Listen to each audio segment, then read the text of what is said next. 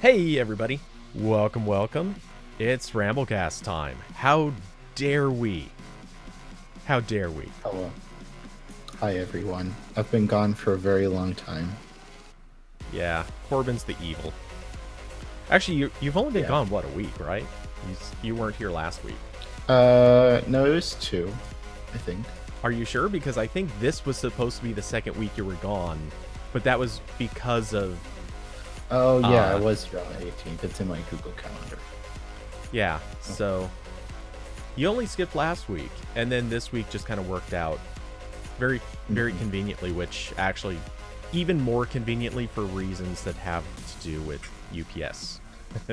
I now have several reasons why tomorrow I should not stream, none of which would stop me from streaming, but they make it so much better for me to stream today. So actually, your schedule and my schedule just all kind of worked out very conveniently this week.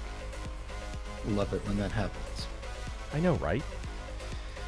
But yeah, so anyway, we were just making fun of Google Feed. You know, it's a good pastime for everybody.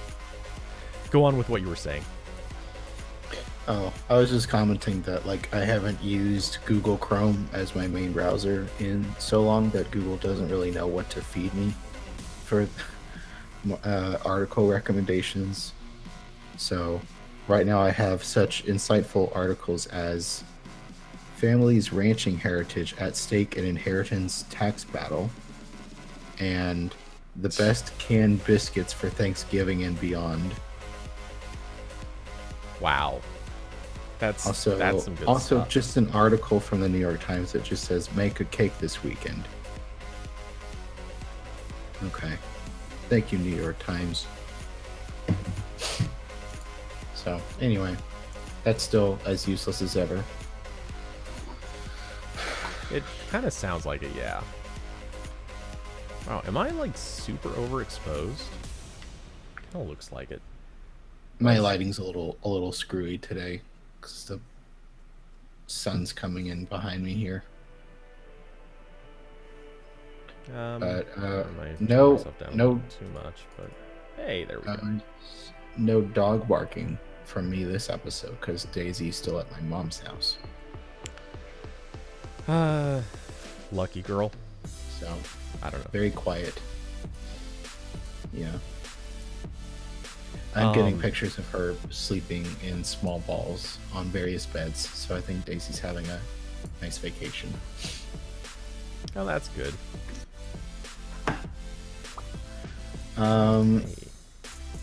So, yeah, if anyone has topics they want to chat about, I guess dump it in the chat. We didn't come very prepared. I can talk a little bit about the OnePlus Buds, though, now that the reviews for that are up. I reviewed it for XDA. Cody got it for Android Police. Yes, I did. And I like these earbuds. They're pretty good. I don't usually like the in-ear earbuds. I just don't like jamming stuff into my ear canal generally. But these aren't too terribly uncomfortable. And they're kind of a nice mix between like the very long stem on AirPods and the sort of like Galaxy Buds Live approach where there's like nothing like hanging from your ear, so it's kind of hard for balance to work. But yeah, these are pretty nice. The active noise cancellation on them seems good. They should go on sale tomorrow, from what I understand. So if you've been angling to buy them, you can do so tomorrow. My so as far as it goes, I've got some mixed opinions on them. I like them. I do. I didn't find them... Okay, so I have a weird feeling about how comfortable they are. For me, they're good. Like, they're comfortable for a little while. But they're just big enough and kind of press at the ear that long-term wear gets uncomfortable in a weird way. Yeah. And when I say a weird way, what I found is they get to a certain point of discomfort and then they just stay there. Like if I wear them for a half hour or 5 hours, literally 5 hours, same level of discomfort the whole way through. Mm-hmm. Which I kind of get that. Yeah, I get that way with like any in-ear earbuds, just like all of them. Yeah, I don't. This is actually, I think, the first pair. Normally, if they're uncomfortable to me, they're going to be uncomfortable. They're going to get increasingly worse. Otherwise, every once in a while, it's more like, hey, you know, they're not the greatest feeling, but like they don't really get appreciably worse over time. They don't get noticeable even at a long time. Like these are that weird middle ground where yeah, I don't know, it's just enough that I don't love them for comfort. Mm-hmm. Yeah, it's always fun trying to talk about like how earbuds fit, because this is like one of the most difficult things to talk about in like technology coverage, because like you know, like the only other comparable thing I can think of is like talking about the relative size of phones, where you have people with like smaller hands who maybe don't want like a Galaxy Note 20, but even then like you can still like use it fine. But with earbuds it's like, oh no, like like this can be an absolute deal breaker and you don't know it until you buy it and try it. Yeah, exactly. And then, like I saw this one review of the Buds on The Verge, and the girl who reviewed them, I only note girl because and maybe this is wrong, but I always kind of assumed that like most physical traits, I would have assumed women had generally slightly smaller ear canals. I could be way wrong. I apologize if I am, but it seems like a moderately safe assumption. And she was complaining that the buds were loose enough in her ears that they were, I think she said they were either falling out or just loose enough that they didn't get a seal. Either way, I read that and it's like, you gotta be kidding me, right? Like these things are watertight seals. Like hell, I don't think anything is getting through this seal. They are perfectly tight in my ear. How on earth are they loose in yours? But hey, you know, everyone earbuds is are very different. weird. Like I still love my wired, just normal Apple earbuds, and I use them pretty frequently.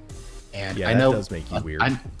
I know a lot of people who are like, these are the most uncomfortable things I've ever put in my ear canal. They fall out constantly, and I'm like, I don't know what you're talking about. They work great. Okay, for clarity, you're talking about the old earbuds, the ones that are roundish, sure, like actually round and kind of flat design. No. The ones that are designed like the ear pods, but they're wired. Okay. Yeah. So the newer generation. Yeah. Which is I do have it's pretty old now, but yeah, I do have the actual older ones you're talking about too, and I like those at the time, like when I had my iPod Nano. Oh, they were. And then I found them and I put them in. I'm like, oh god, these are uncomfortable and they sound bad. Yep. Oh, they were the worst earbuds. Oh my god, they were so bad. And for years I used like cheap earbuds. I didn't really care. And eventually I picked up some, I swear they were Klipsch. I could be wrong, but I think they were Klipsch. But they were kind of on the, like, if Klipsch made cheap earbuds, that's what these would have been. So they were still like probably $100, but yeah. Anyway, I think they were like 70 or 80. Anyway, yeah, those things, I use those for years. I actually still have them. They're just worn enough that I've kind of had to relegate them as probably done. Plus, you know, they're wired, and I have no devices left that have an earphone jack. So yeah, it is what it is. I had a great moment about that when I was when my friend Mason was driving and I was in the passenger seat last week, where I'd got to his. So I drove to his home, and then he was going to drive both of us to Chicago. And when I got to his place, he was like, "Oh, Corbin, why don't you grab the? Do you have like an aux cable we can use to share music?" I'm like, "Yeah, I do. It's in my car." So I go and grab the cable, bring it in the car, and my brain's like nothing at all. I know you see what's coming. My brain was not doing it. We were just both like, "Oh yeah, you just have the cord and you plug it in, you play music." Yeah, and then like an hour on the road the next morning, I'm like, "Oh, I guess it's time to play some music." And I realized neither of us has anything that has a headphone jack. Yep. Of course, I didn't bring adapters. That was fun. Well, I was gonna say no one brings adapters, but the funny thing is that's actually,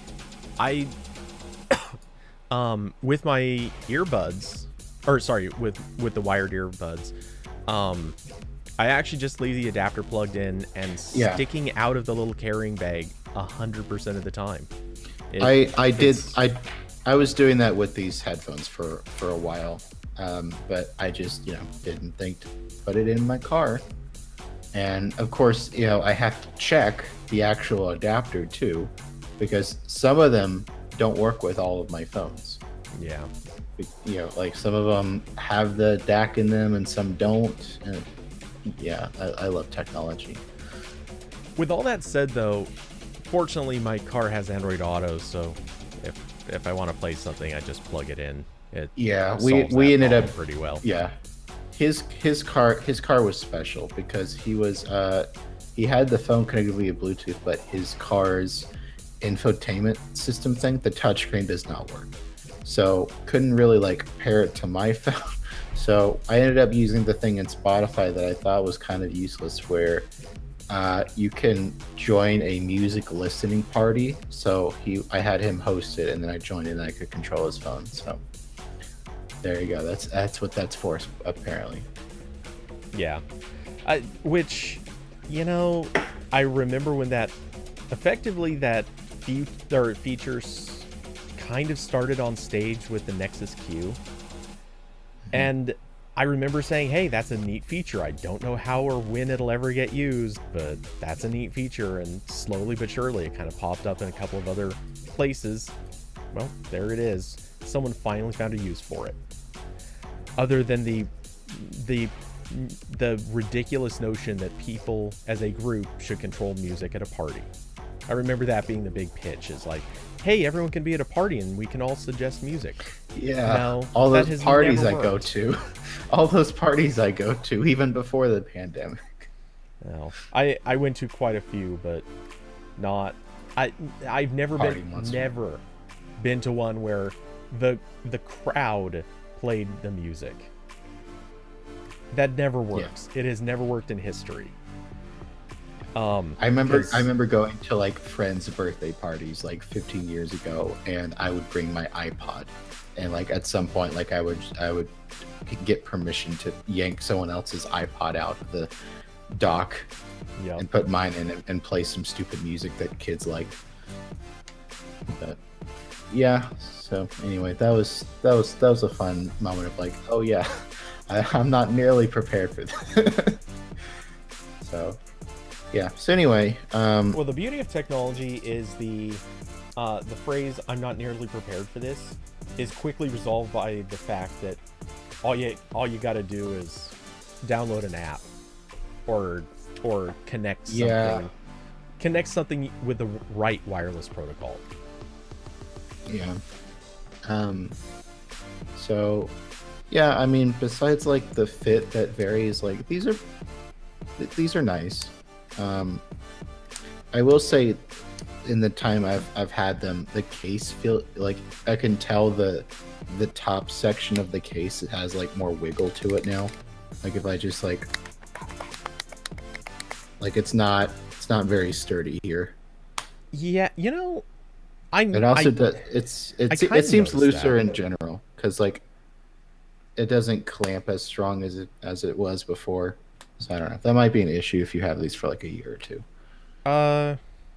Okay, I'm a little surprised by that one because it's just a magnet inside. I'm guessing that you're just adapting to them and feeling like that part changed. I mean, it's possible this could be one of those things where like it gets loose after like 100 opens, and then it stays that like semi-loose way for years. Well, yeah, the So hinge is definitely the hinge yeah, sucks. kind I of like when mean, you buy a new phone and you have to like really jam in that USB Type C port. I can't say I've had that problem, but okay. Hello to David. Also, hello to Nils and Austin and Carson, who also said hi earlier.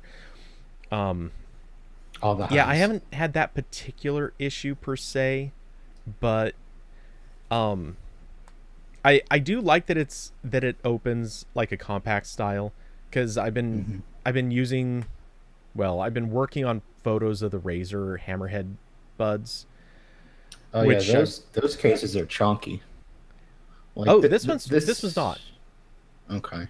I mean, it's different, but it has a cigarette lighter, or sorry, not cigarette lighter, but cigarette pack style of case. So, Yeah. you know, here I'll switch views and get on me for a second. There we go. So, yeah, you know, it's one of those that opens like this, and getting the earbuds out of this thing is actually a little bit of a chore. You really have to get Yeah. your fingers around and kind of like underneath the bud in order to pull it out, and I hate that. It's not a good Yeah. experience. So Yeah, yeah, I've used some earbuds like that, but yeah, I think the case is really nice on this. You just like, oh, that's it. and very notably, Done. I mean, here's the, yeah, Yeah, they made here's it the pretty thin. difference in the Hammerhead. I mean, like, this is the Hammerhead. It's barely bigger, and only in like one orientation. Otherwise, it is really the same. So yeah, I don't mind that actually. Though I've got a yeah, let me pull this out. The Klipsch buds that I'm going to be reviewing, those, holy crap, you need to see this. This is so confusing to me. I'm raising my desk. Okay. Just need to stand up. That's Sitting weird. too much today. For some reason my music paused. But oh, I know why. I opened the Buds Pro and they are still paired to my laptop. So we're just going to unpair those real quick. Opening the case caused them to pause my music on the laptop. That's not ideal. Okay. The Klipsch buds. These are weird. Or the case is weird. The buds seem fine. The case is weird. So the case, first off, I wish I could demonstrate to everyone exactly how heavy this case is. It looks tiny, but this thing is pure battery. I mean, like literally from let's say a foot in the air, drop that into the hand. Like if it hits one of your finger, like the bones in your hand, it actually hurts. Like legitimate impact territory. This thing also opens like a Zippo lighter. Not with the same like. Okay, that does work. Except it also kicks both buds out, which is obviously something I should not have done. Hopefully that didn't scratch anything. But yeah, so that is weird. But the weirdest thing of all, on the bottom, it has a rubber foot. A rubber foot. That's a choice. On a Buds case. Why? I am so confused with why. Generally speaking, you put a rubber foot. It's a really effective doorstop. Right. Well, generally, a rubber foot on anything, you put it there so it won't slide, right? I mean, I can't think of any reason someone puts rubber feet on any other product. So, you know, unless you want it to capture dust. The thing is, though, I can't think of a scenario where I'm going to set this upright, because it's only on the bottom. Like, this is the orientation of it. Like, you're not setting it on its side for this.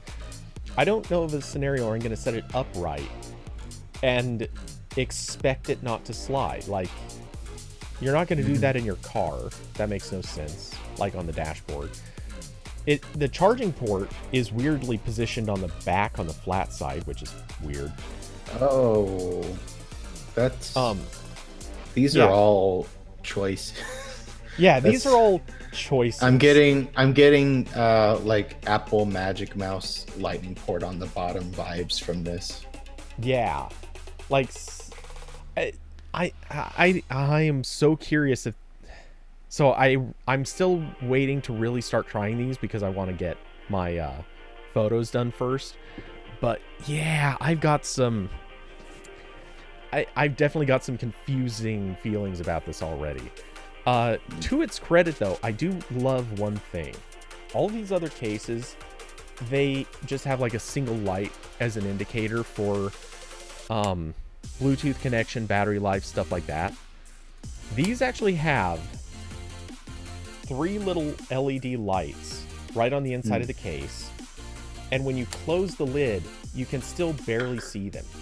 And you can tell it was intentional. It's not like this is just an ill-fitting lid. But it's 3 LEDs, not just one. I like that. It's a small thing, but I really like that they at least have a battery meter in this thing, not just an on and off light. So it's such a small thing, but it's something I can appreciate over what else happens. Anyway, yeah, going back to the Buds Pro, the OnePlus Buds Pro. I like this. I like this. The sticks that you squeeze. I actually really like that. I know you were saying that you weren't necessarily a fan. I think it's great. Yeah, I don't know if I like it any more than just tapping the edge, because it feels about the same level of uncomfortable between like effectively like tapping the side of my head or like kind of taking something out of my ear but not quite. I don't know if it's an improvement or not, but I mean it's not worse, so I can't really complain. And ultimately there's no good way to do controls on something that barely comes out of your ear. So well, something that size in general, yeah, there's no good way to do controls. It just doesn't exist. Yeah, there's a reason why we all did this on the little like cable going down to your phone. Yep. Yeah, so I don't know. I think I just like it because you can brush your ear like with your hand or anything like that, or you can take them out. If you do it carefully enough, you won't accidentally squeeze the sticks. You can do all of these things without accidental triggers. Whereas, man, there was just if you've got a touch sensitive surface on the back, you're gonna hit that so easily. It's impossible not to. Yeah. So, I haven't used any of OnePlus's other audio stuff, but it's fine. Sounds fine. They're earbuds. I'm still annoyed that there's not a way to kick these back into pairing mode without putting them back in the case. Yeah, that does seem weird. I really hate when earbuds do that. I mean, it's not the biggest inconvenience for most people. I think, you and I, because we're testing with 100 different devices, that's kind of prone to making it a problem, but... I mean, like, I feel like it's normal to use these earbuds with, like, your phone and, like, a computer, and you want to switch between the two. And I notice, like, sometimes if these are connected to something and I choose it from the Bluetooth menu on another thing, sometimes it will connect and sometimes it won't. So even if it's something that's already paired, I usually have to put it back in the case to make it disconnect from whatever it's connected to, and then do it again. So, but like on my Galaxy Buzz Live, I just hold down the sides and it will kick it back into pairing mode, and then I can do whatever. But these don't have that, which is annoying. Yeah. So yeah, these are, I believe these are going to be available tomorrow, unless they already are available.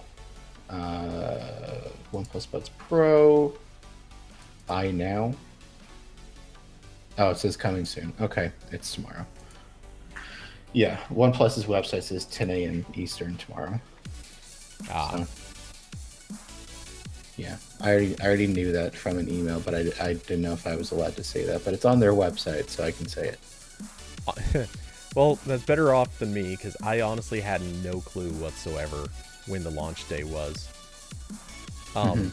Which, now that I'm thinking about it, the fact that the embargo date on reviews was, what, a week ago? Yeah. Is that right? It's usually, usually much closer for this kind of stuff. Yeah, like, people have read the reviews and already completely forgotten about these things. I guess they were feeling confident. Usually, like, you know, when something's like, maybe they're feeling not too confident about something when the embargo is like the day it goes on sale.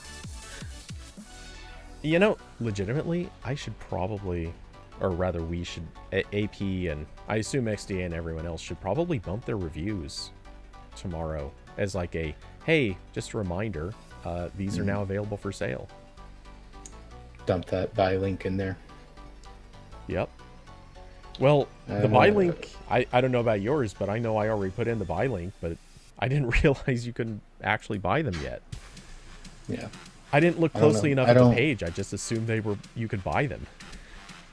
I think I put the link in mine, but I'm pretty sure you did. I think I remember looking at your review really quickly. Yeah, it's in there. Oh yeah, someone put in the Amazon India link too, so we're covered. David said, "How's everything going, Corbin?" It's pretty good. Just a lot of catching up on work now that I'm back, and my camera is having difficulty focusing again. Try that again. There it goes. So, yeah, nothing crazy. Let's see. Was there something else I wanted to get to first? I would have sworn there was, and now I'm totally spacing on it. Anyway, oh, Fossil. Yeah. We should probably talk about, I would argue, the thing that is going to turn out to be the stupidest possible thing for Fossil and Wear and everything else, which is, if people are paying attention, Fossil's latest announcement for its newest watches acknowledges that it's going to be shipping with Wear, but they're not going to get Wear 3.0 until middle of next year. Yeah. So this was already known from a Google support document, but like we knew about this before we knew anything about the watches. But now we know everything about the watches. They've shared all the pictures, all the specs. And the Google support doc kind of implied that maybe existing watches or the ones that had just come out might get the update, but that would be a while. It didn't really necessarily imply that the future releases would be in the same boat. At least that was my understanding. It did. It was like, oh, did it? The Fossil, yeah. It said something like the Fossil watches coming this year will not get it until next year. Like in that same article, it was confirmed that none of the existing watches would get an update. Oh, okay. So yeah, so every watch is being left behind here. So yeah, I mean it looks like a Fossil watch. They haven't really changed the, just like before. They have a bunch of different designs using the same specs. It's got the built-in speakers and microphones for calls and Google Assistant. It's got Bluetooth 5. It's got a gig of RAM, 8 gigs of storage. The most interesting tech detail here is that it has the Snapdragon Wear 4100 Plus, which that I am interested to see that, because there has not been a watch yet with the 4100 Plus. The like the Mob Void Tick watch and those kinds of watches, they had the non plus one, which doesn't have the separate SoC for a bunch of tasks. So supposedly this should have better battery life and a couple more features that no other watches have, including supposedly the Galaxy Watch. I'd have to look and see. I don't remember if the Galaxy Watch 4 has like color ambient clocks, but that was one of the things that Qualcomm talked about when they announced the 4100 Plus, that that's something that should be possible with that chip. And we haven't seen that yet because everyone's been using the cheaper 4100. So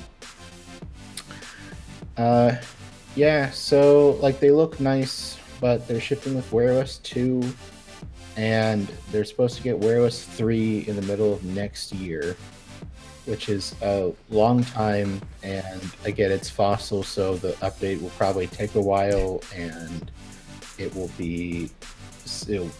make some people's watches be weird for a while. They had some I remember they had some update kerfuffles with like the Fossil Sport, which granted the updates were bad on that because the hardware was just barely functioning. But you know, it's like that again, going back to that support document, Google kind of implied that Wear OS 3 would be a chunky update. Like they've already said it will be an optional upgrade for any watch getting as an update, which is language for it might make it worse. It might make your watch worse. So like one thing I don't think we've still got an answer on is if Wear OS 3 will support iPhone. I don't know. I don't know if stock Wear OS 3 will. Samsung's watches don't, but that's because they're using their own app for all the phone side stuff. Yeah. So and my first instinct was actually to say, of course it's going to, because, you know, they obviously would not want to. They wouldn't want it. They wouldn't want to sell a watch to somebody and then someone updates their watch and lo and behold, hey, it doesn't work with your iPhone anymore. And then it strikes me, oh wait, but these updates are opt-in. What are the odds that the opt-in part literally says, hey, if you have an iPhone, don't do this, because you will regret everything about it if you make this update. Like, that actually would make sense. Yeah, for sure. And you know, I get with these watches, like in a vacuum, I would be kind of excited over these watches, but it's so difficult to care about this right now with the Watch 4 being available. Because, like, you know, even if you don't like Samsung's skin on Wear OS, which I totally get because it is completely different, like, it still has the better hardware. It, you know, this is the first time, I think, ever, maybe, that Samsung has released the same watch with both like the modern design and like the more traditional design that Fossil usually goes for in the same generation. So, and that's kind of Fossil's thing, is that they make the one watch and then they make like 10 designs around it. So with Samsung, you also have choice, and you have the better hardware, and for the next year you have the newer software. So Yeah. there's not a whole lot of compelling arguments for this, for Fossil's watches, especially because the starting price is $300, and I believe the Galaxy Watch 4 starts at $250. I'm not sure. I'll have to check that, but yeah. I mean, I will still hold to the argument that watches, at least if you look at them as jewelry, the price kind of matters less, because it's a question of, is it worth it to get a thing that looks like this? Yeah. That being said, yeah, it is a competitive challenge there. Yeah, the Galaxy Watch 4, with the Galaxy Watch 4, which is the more modern looking one, starts at $250. And the Galaxy Watch 4 Classic, which has the larger bezels and the spinny thing around the screen, starts at $350. So Fossil's kind of in the middle there. But it doesn't have a spinny thing, so disqualified. Yeah. Yeah, I don't know. I feel like Fossil, one, obviously, and I think we can all agree on this, Fossil kind of got shafted. They've been working with Google for all these years, and lo and behold, I don't know if I want to give Fossil that much credit. Like they've had like the worst possible product timing for like 5 years now.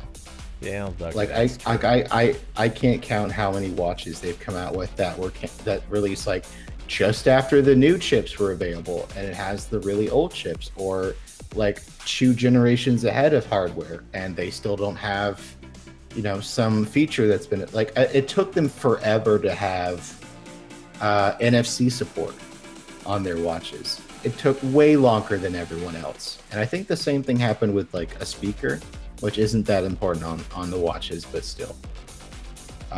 Like they're just very slow to this stuff. And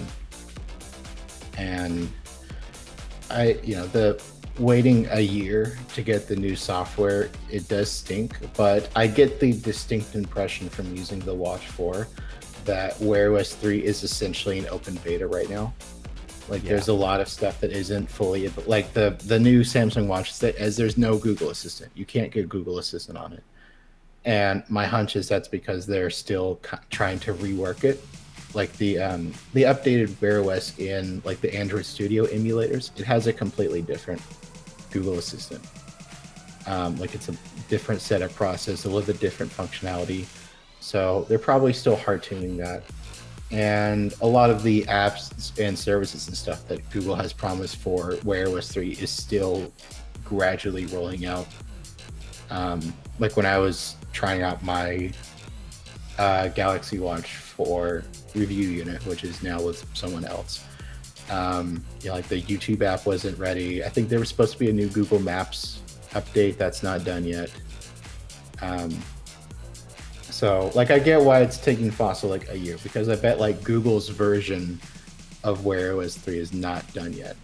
Yeah. Well, I mean, we know that's true just from seeing Samsung's version of Wear OS 3. Because like right now Google's implementing all of the Material You stuff in Wear OS that isn't even on phone Android yet. Yeah. In a stable form. Yeah, and so I get that. I'm not opposed to that. What stands out to me though is, and as Nils says, yeah, Fossil isn't a tech company, and believe me, I'm not holding that against him. What I'm saying is, or rather, why I think this kind of sucks for Fossil is there are so many people who are looking for, because let's be honest, like a lot of people have known for a very long time that Wear 3 in some form was coming, because Wear 2 really it's long in the tooth already. It's long overdue for some big feature changes. And all of the speculation about Samsung reportedly giving up on watch Tizen started, I think, last year. So yeah, right around the turn of the year, somewhere in that vicinity. So here's the thing though, all these people have been waiting for Wear OS 3, and right now you have several people who are going to buy the Watch 4 from Samsung because of course they are. It makes sense to get that because it's the first one that has Wear 3 in any form, even though at this stage I think it's safe to say that this is like kind of like a 2.9. Yeah, it's like the subsystem for 3, but obviously it's not really Wear 3, not truly.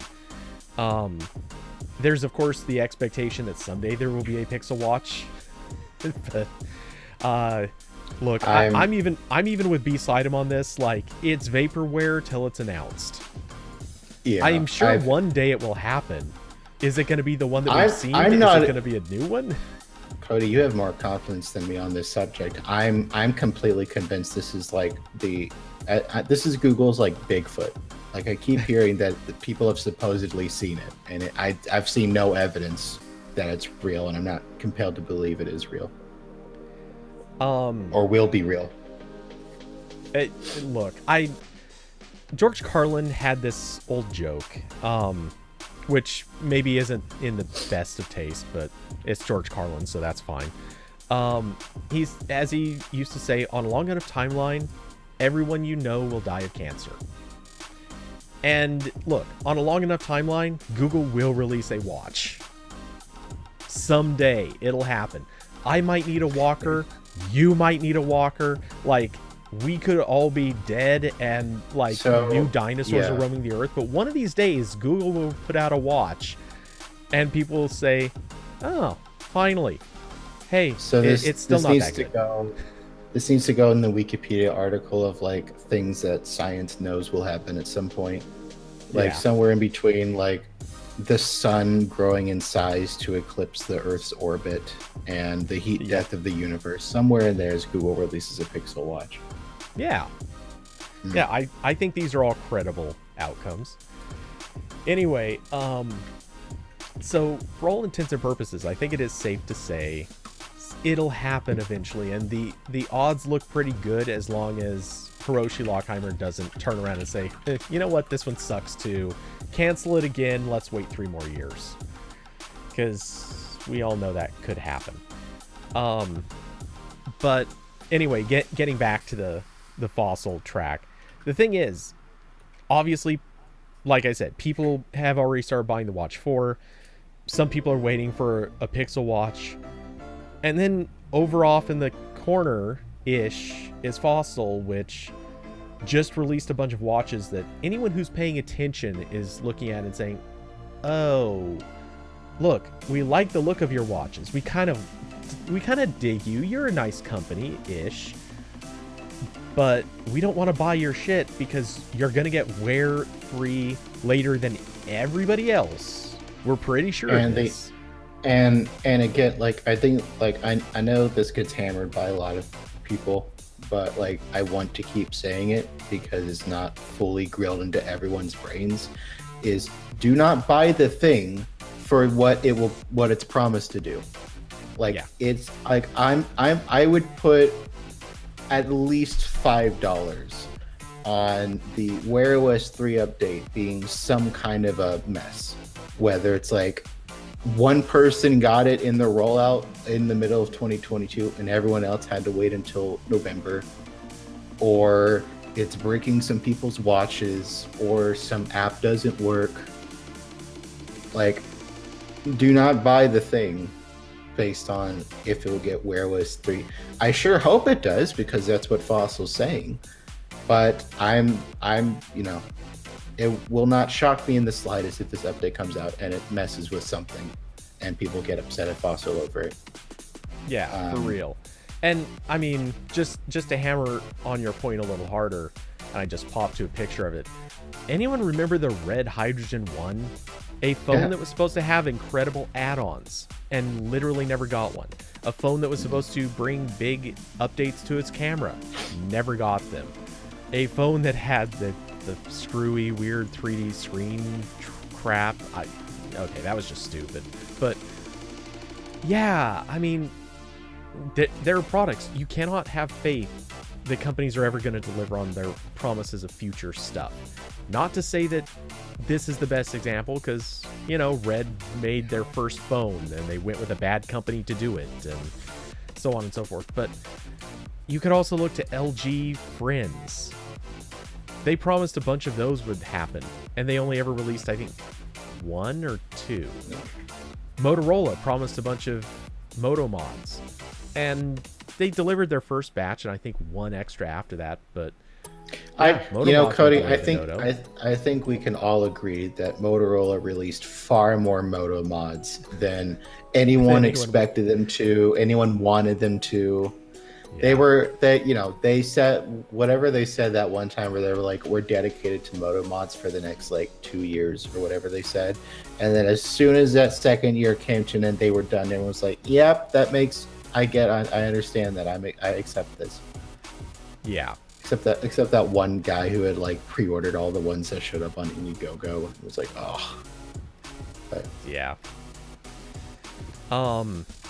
And so you know, also there's a little bit of a discourse going on if Fossil is a tech company, which like that's getting into semantics, but like on a technical level, yes, because they sell tech products, but also like their main focus has and will probably always be fashion and their fashion brands. So I don't know. It's like someone trying to make the argument like, is Apple a credit card company? Like, yes, technically, yeah, but like that's not their main thing.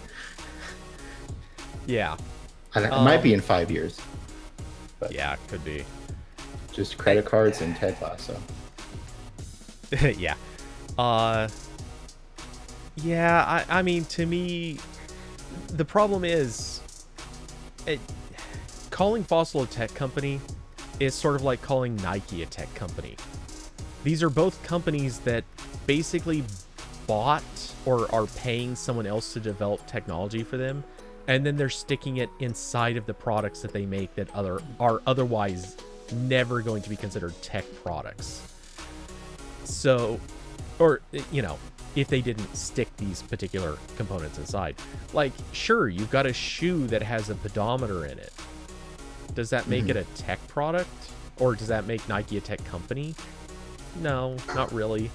Like, yeah, I feel like I can't put Fossil into the tech company category for at least that reason, but arguably maybe a few others.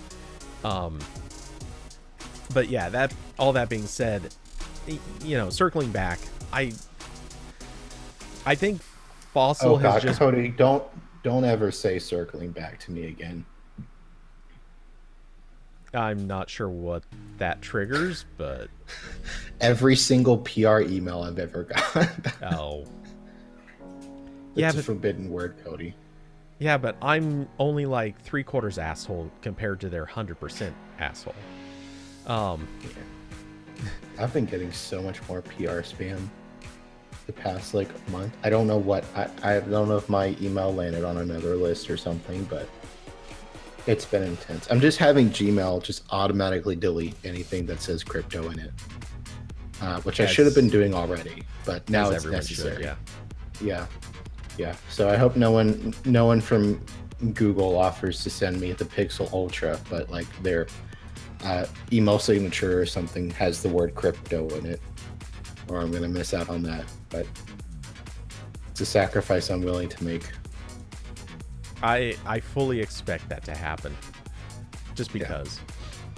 But yeah, anyway, so the point that I was trying to make that got derailed several times, I do feel like Fossil has kind of gotten shafted in at least the sense of they've had the opportunity to be pushing a product, and they're going to be pushing a product for basically the next year that a lot of people are just going to choose not to buy entirely because Fossil didn't get included in the launch of a new platform. They're just going to be the hangers-on that get it someday, and that does suck. Yeah, Fossil is very much in the position of like every Android smartphone maker that is not Samsung, where they're like, we don't control the software, we have no control over the development of hardware, we're hobbling together the best mix of parts we can do and trying to put on a brave face as we sell it to people.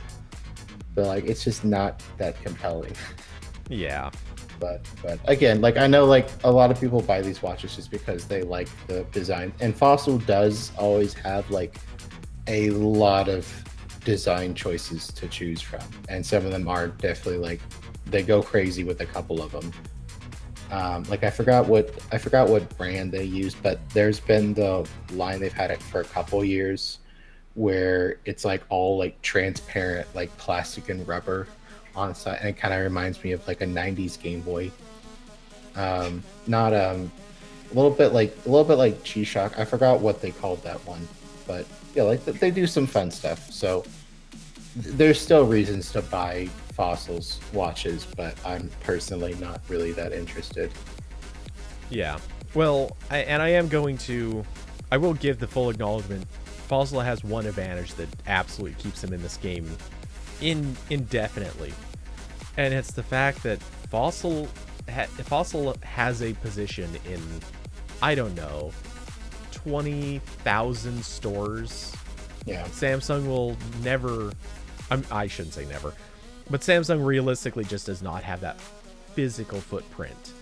I mean, they sell products to all kinds of places, but you cannot walk into random like jewelry shop. Well, I don't want to say jewelry shops, but if you were to go walking into, let's say, Macy's sells Fossil watches.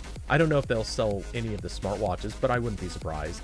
Does Macy's sell Samsung's watches? I doubt it. Maybe they do. I haven't been in a Macy's in years, but yeah, I don't know how much Macy's can help Fossil here, but I mean, like every Best Buy I've ever been to has like a whole section of the store carved out for whatever Samsung wants to sell, and they usually have one of their watches. But that's just I think Best Buy. Well, yeah, but no one else buys electronics or sells electronics in person. Okay, but think about this, and I know I'm kind of picking on you here, but you don't go into. I know I do a lot, and but it's in love, but like you said, you don't go into Macy's, or I'm assuming. Correct. Yeah. Yeah. Okay, I bet if we measured foot traffic in a Macy's versus foot traffic in a Best Buy, at least pre-pandemic, no, actually post-pandemic too. I bet Macy's absolutely houses Best Buy in foot traffic, in the number of people that go in the number of buyers. Macy's that seems like a stretch. Is Best Buy like closing 100 stores a year? Macy's is. I mean, Macy's, all of those stores that used to be like the anchors in malls have all been on life support for the past 15 years. I don't know if Best Buy is doing better necessarily, but I feel like Best Buy's been closing some stores for real, so yeah. And Best Buy actually, they were on the brink of bankruptcy like 10 years ago? Yeah, I know they've like really fucked up a couple of times. Like I think they tried like opening in Canada, and that was just like a total screw up for them.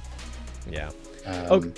So maybe neither of these are the best examples for reasons, but my point remains, there are so many more stores that sell Fossil watches than there are stores that are dedicating space to Samsung.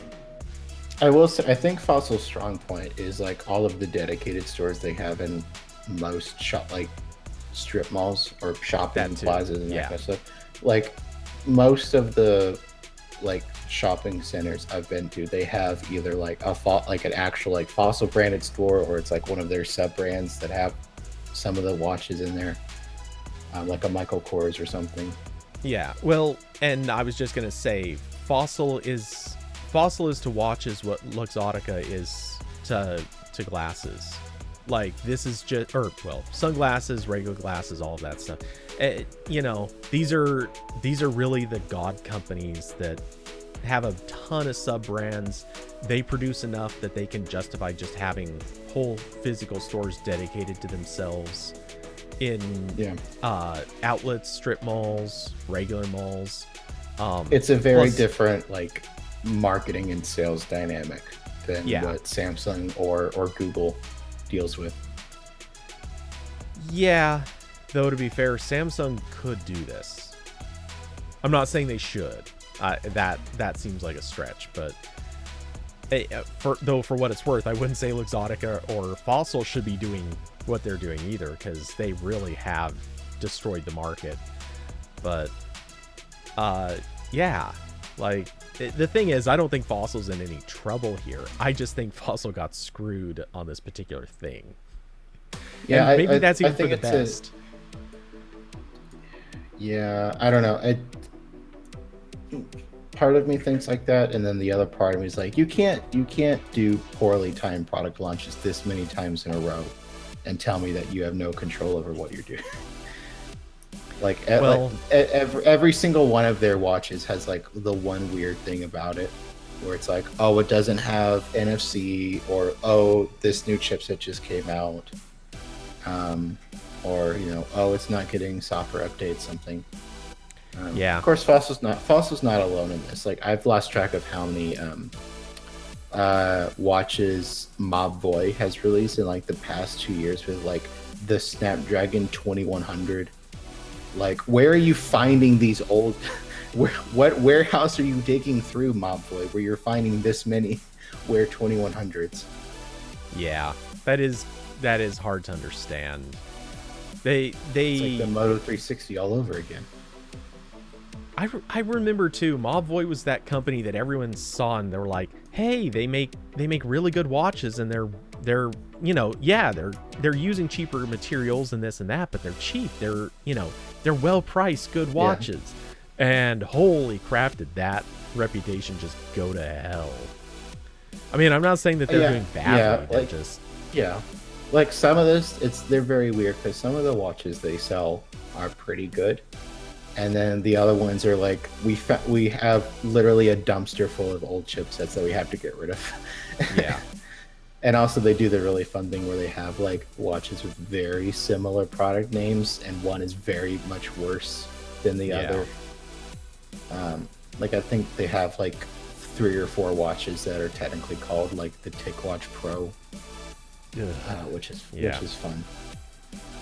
So yeah, anyway, new Fossil watches, I'm not like super jazzed, but like, they're fine. Samsung shouldn't be the only one making Wear OS watches, because then we're just back to square one, like we've been with Fossil for years. Yeah.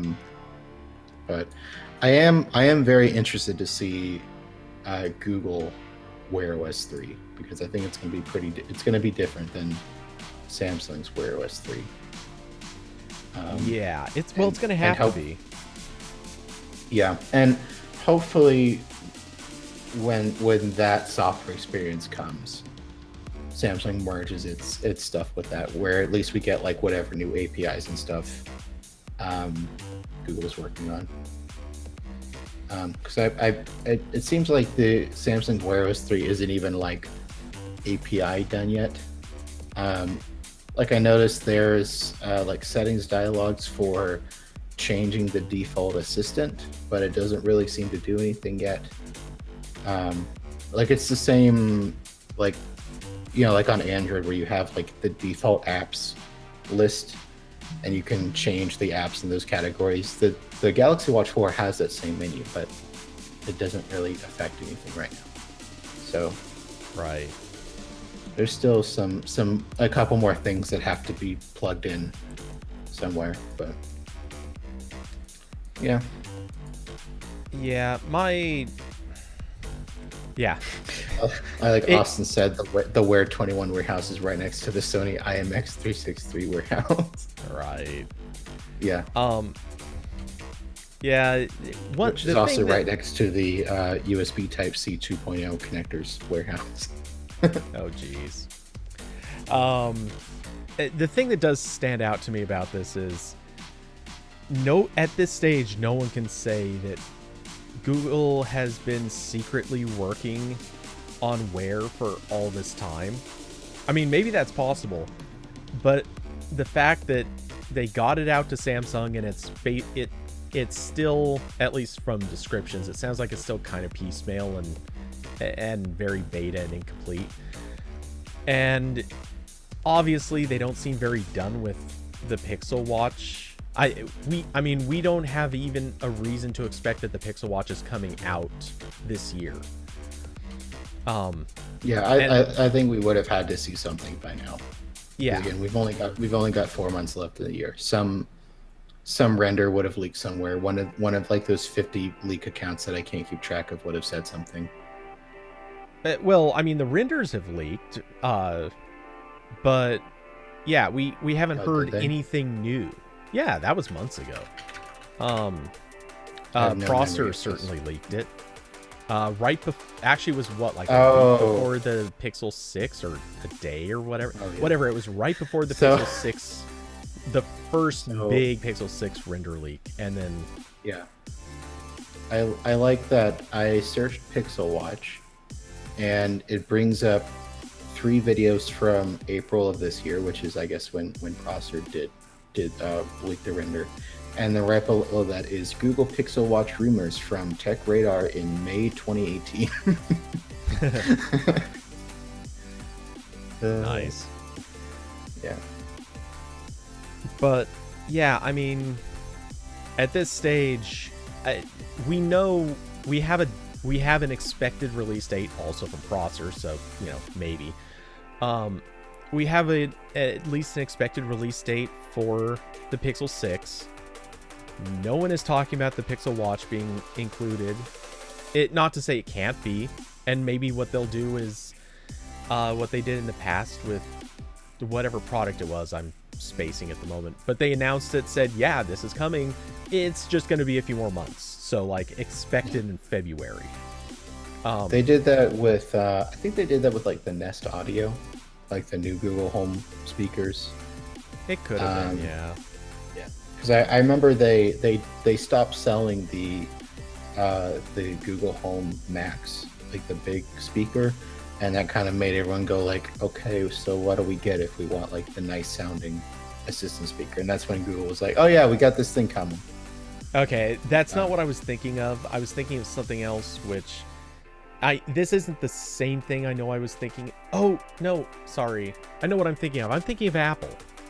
Because Apple did this with its first watch. They announced it, showed it off during, I think it was an iPhone event, and then said, we're still working on it.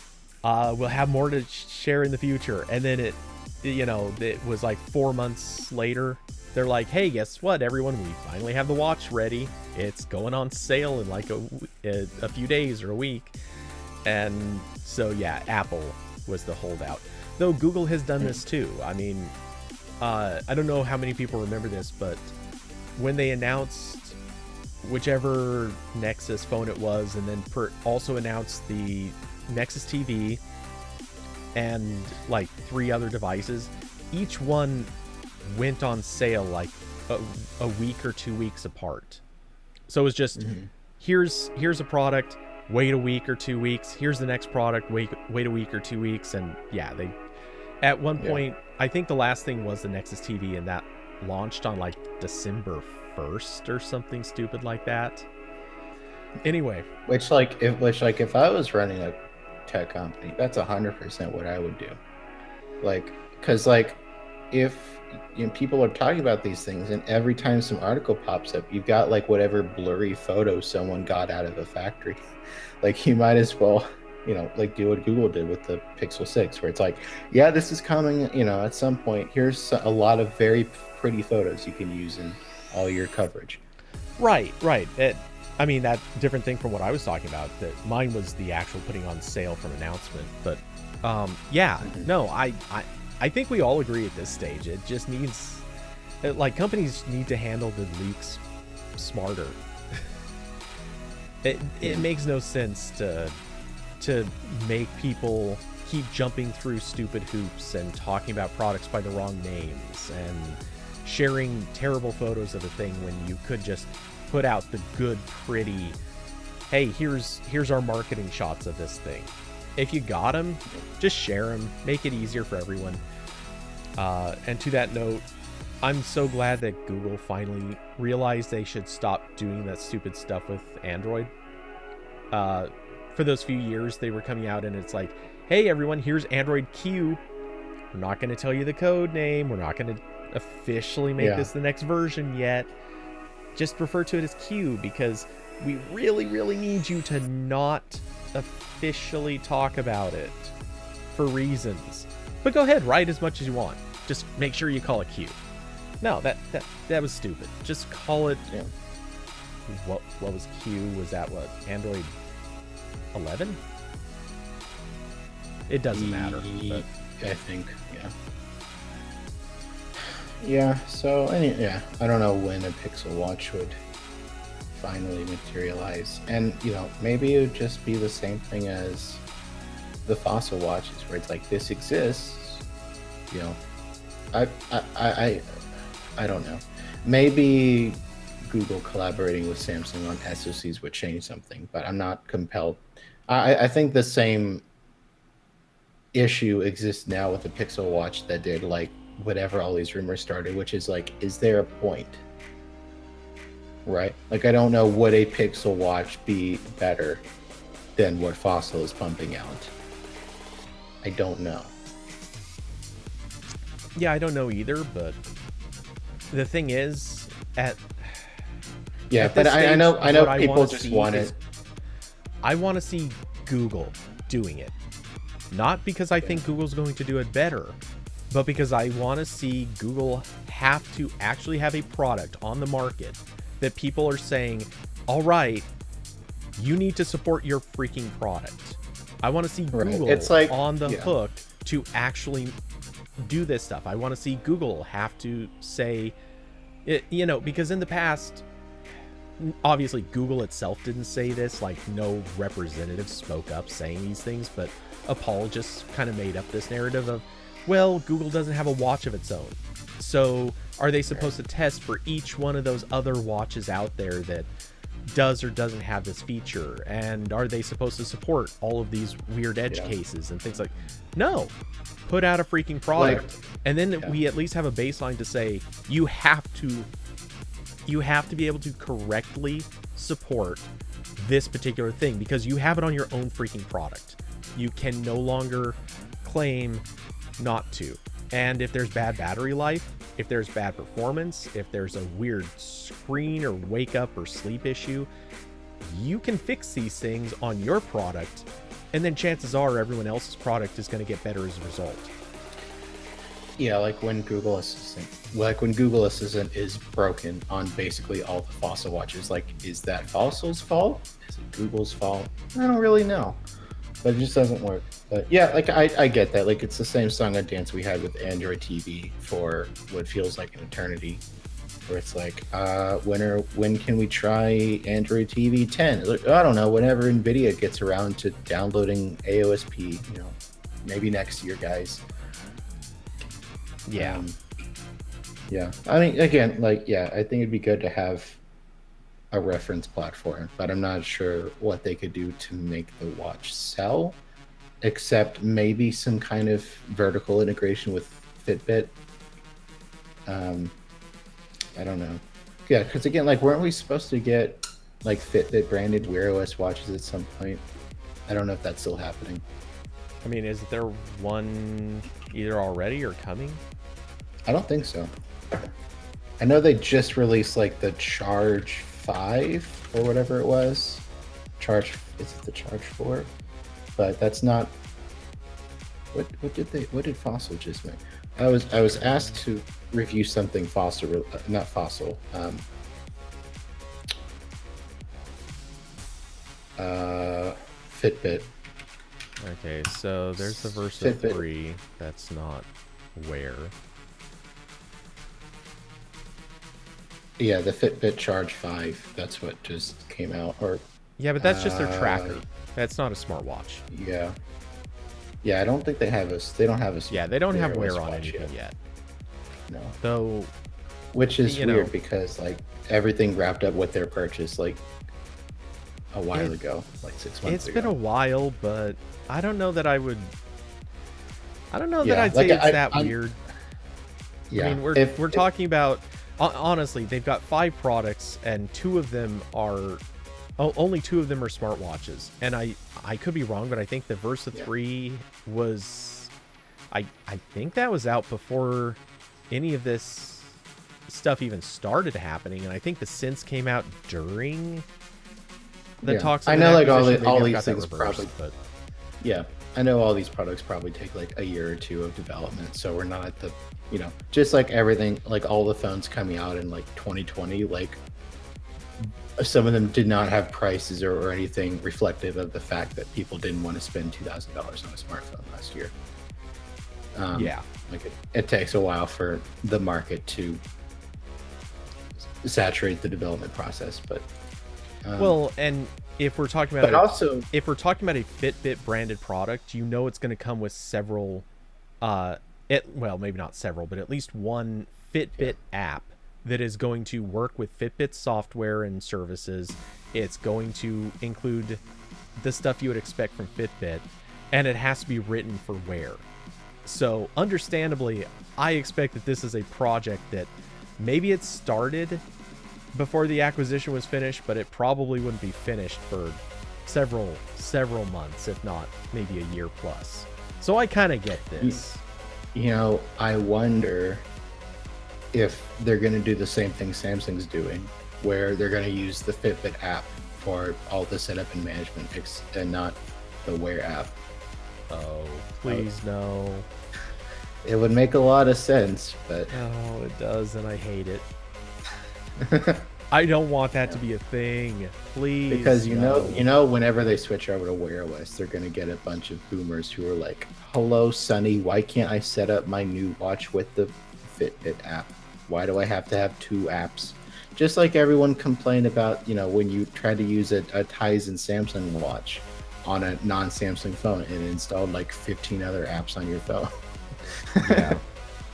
I think that might still be the case. I don't know. I haven't paired a Watch 4 to a non-Samsung phone yet. So I guess I'm not opposed to that, but what I'm as I think about it, I'm actually picturing the situation for reviewing, which I know most people don't have to think of it in this context, but I'm imagining how reviewers are going to feel being like, hey, look at that. Now we actually have to review the app that comes with the companion app for the watch. Like previously you just got to review the watch. Once you have to review the companion app too, that maybe gets a little cringy.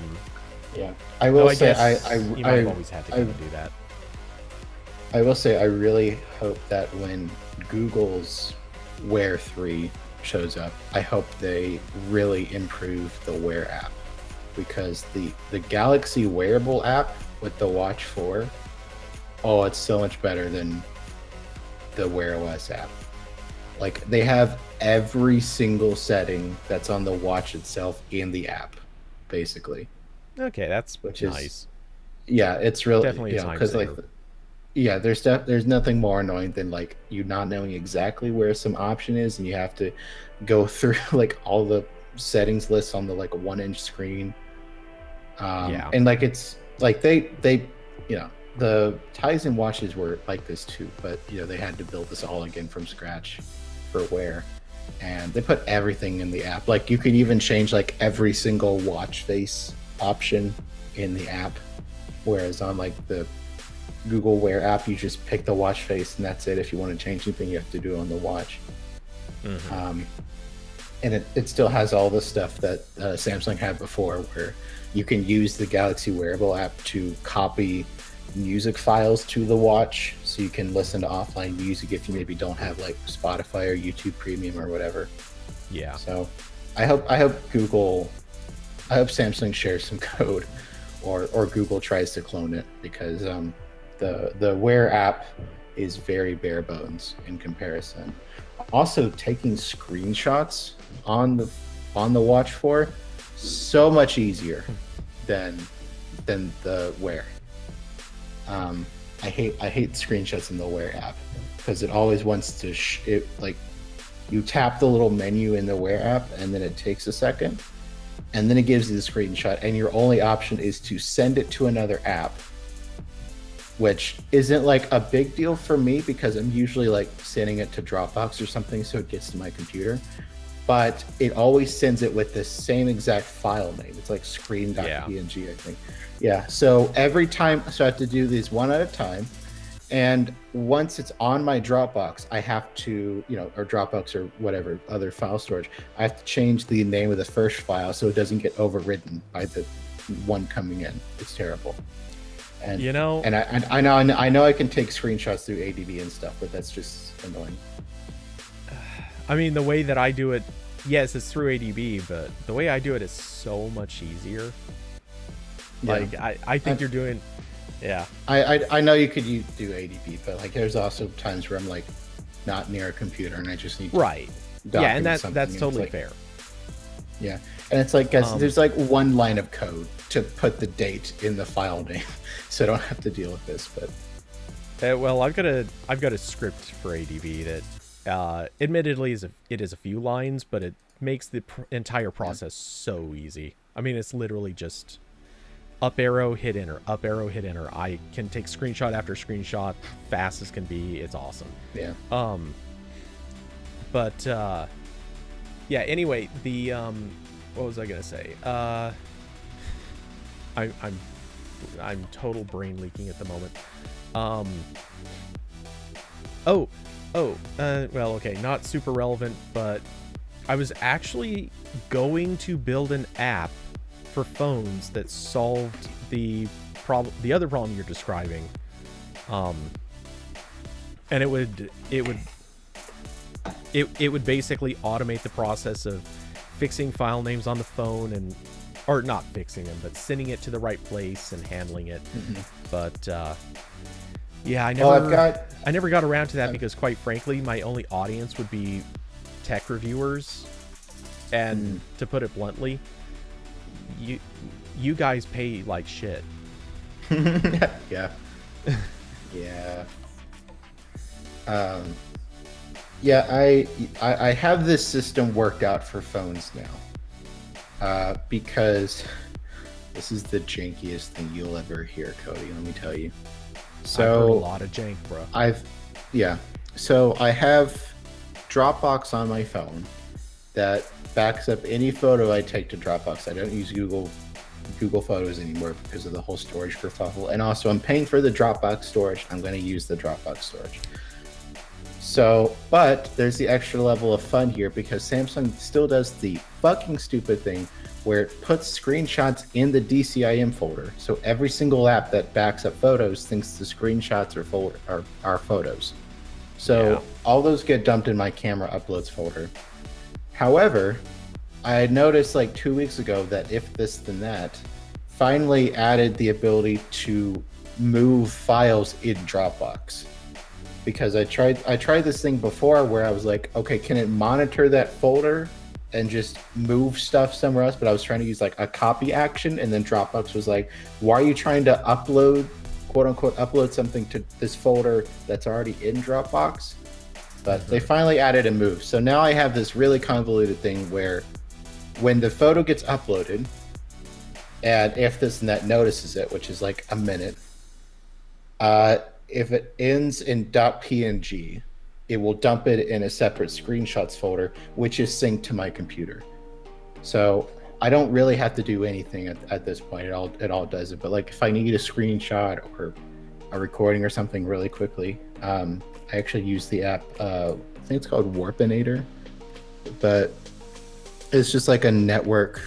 It's kind of like Google's Fast Share thing, but it was originally made for Linux Mint by the developers of that distro, and then someone made it an Android app, which I can also send stuff. So I use that if I need like big files very quickly. But I've got this all sorted on the phone now.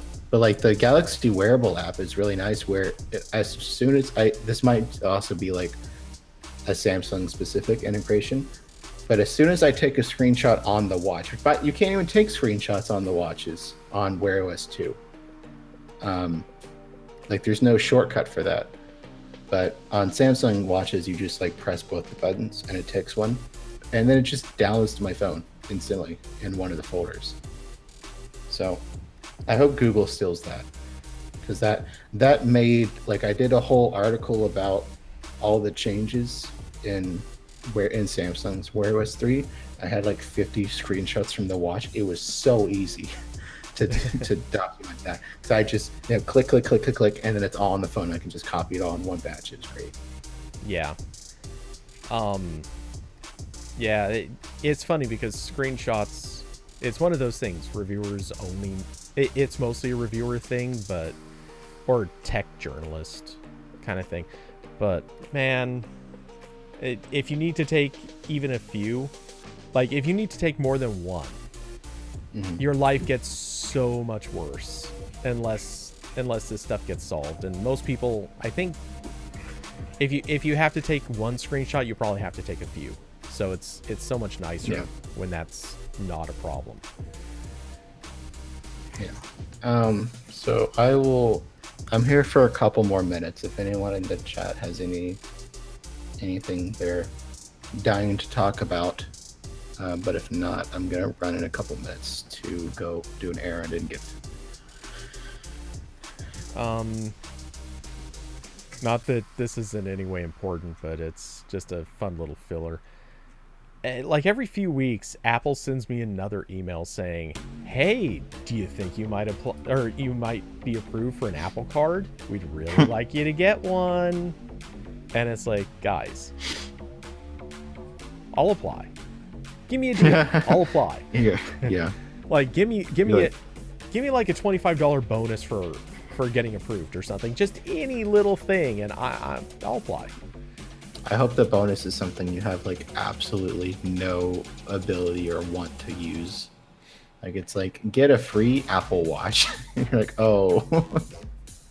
Well, it's funny you say that because, hold on, I guess you could sell the watch.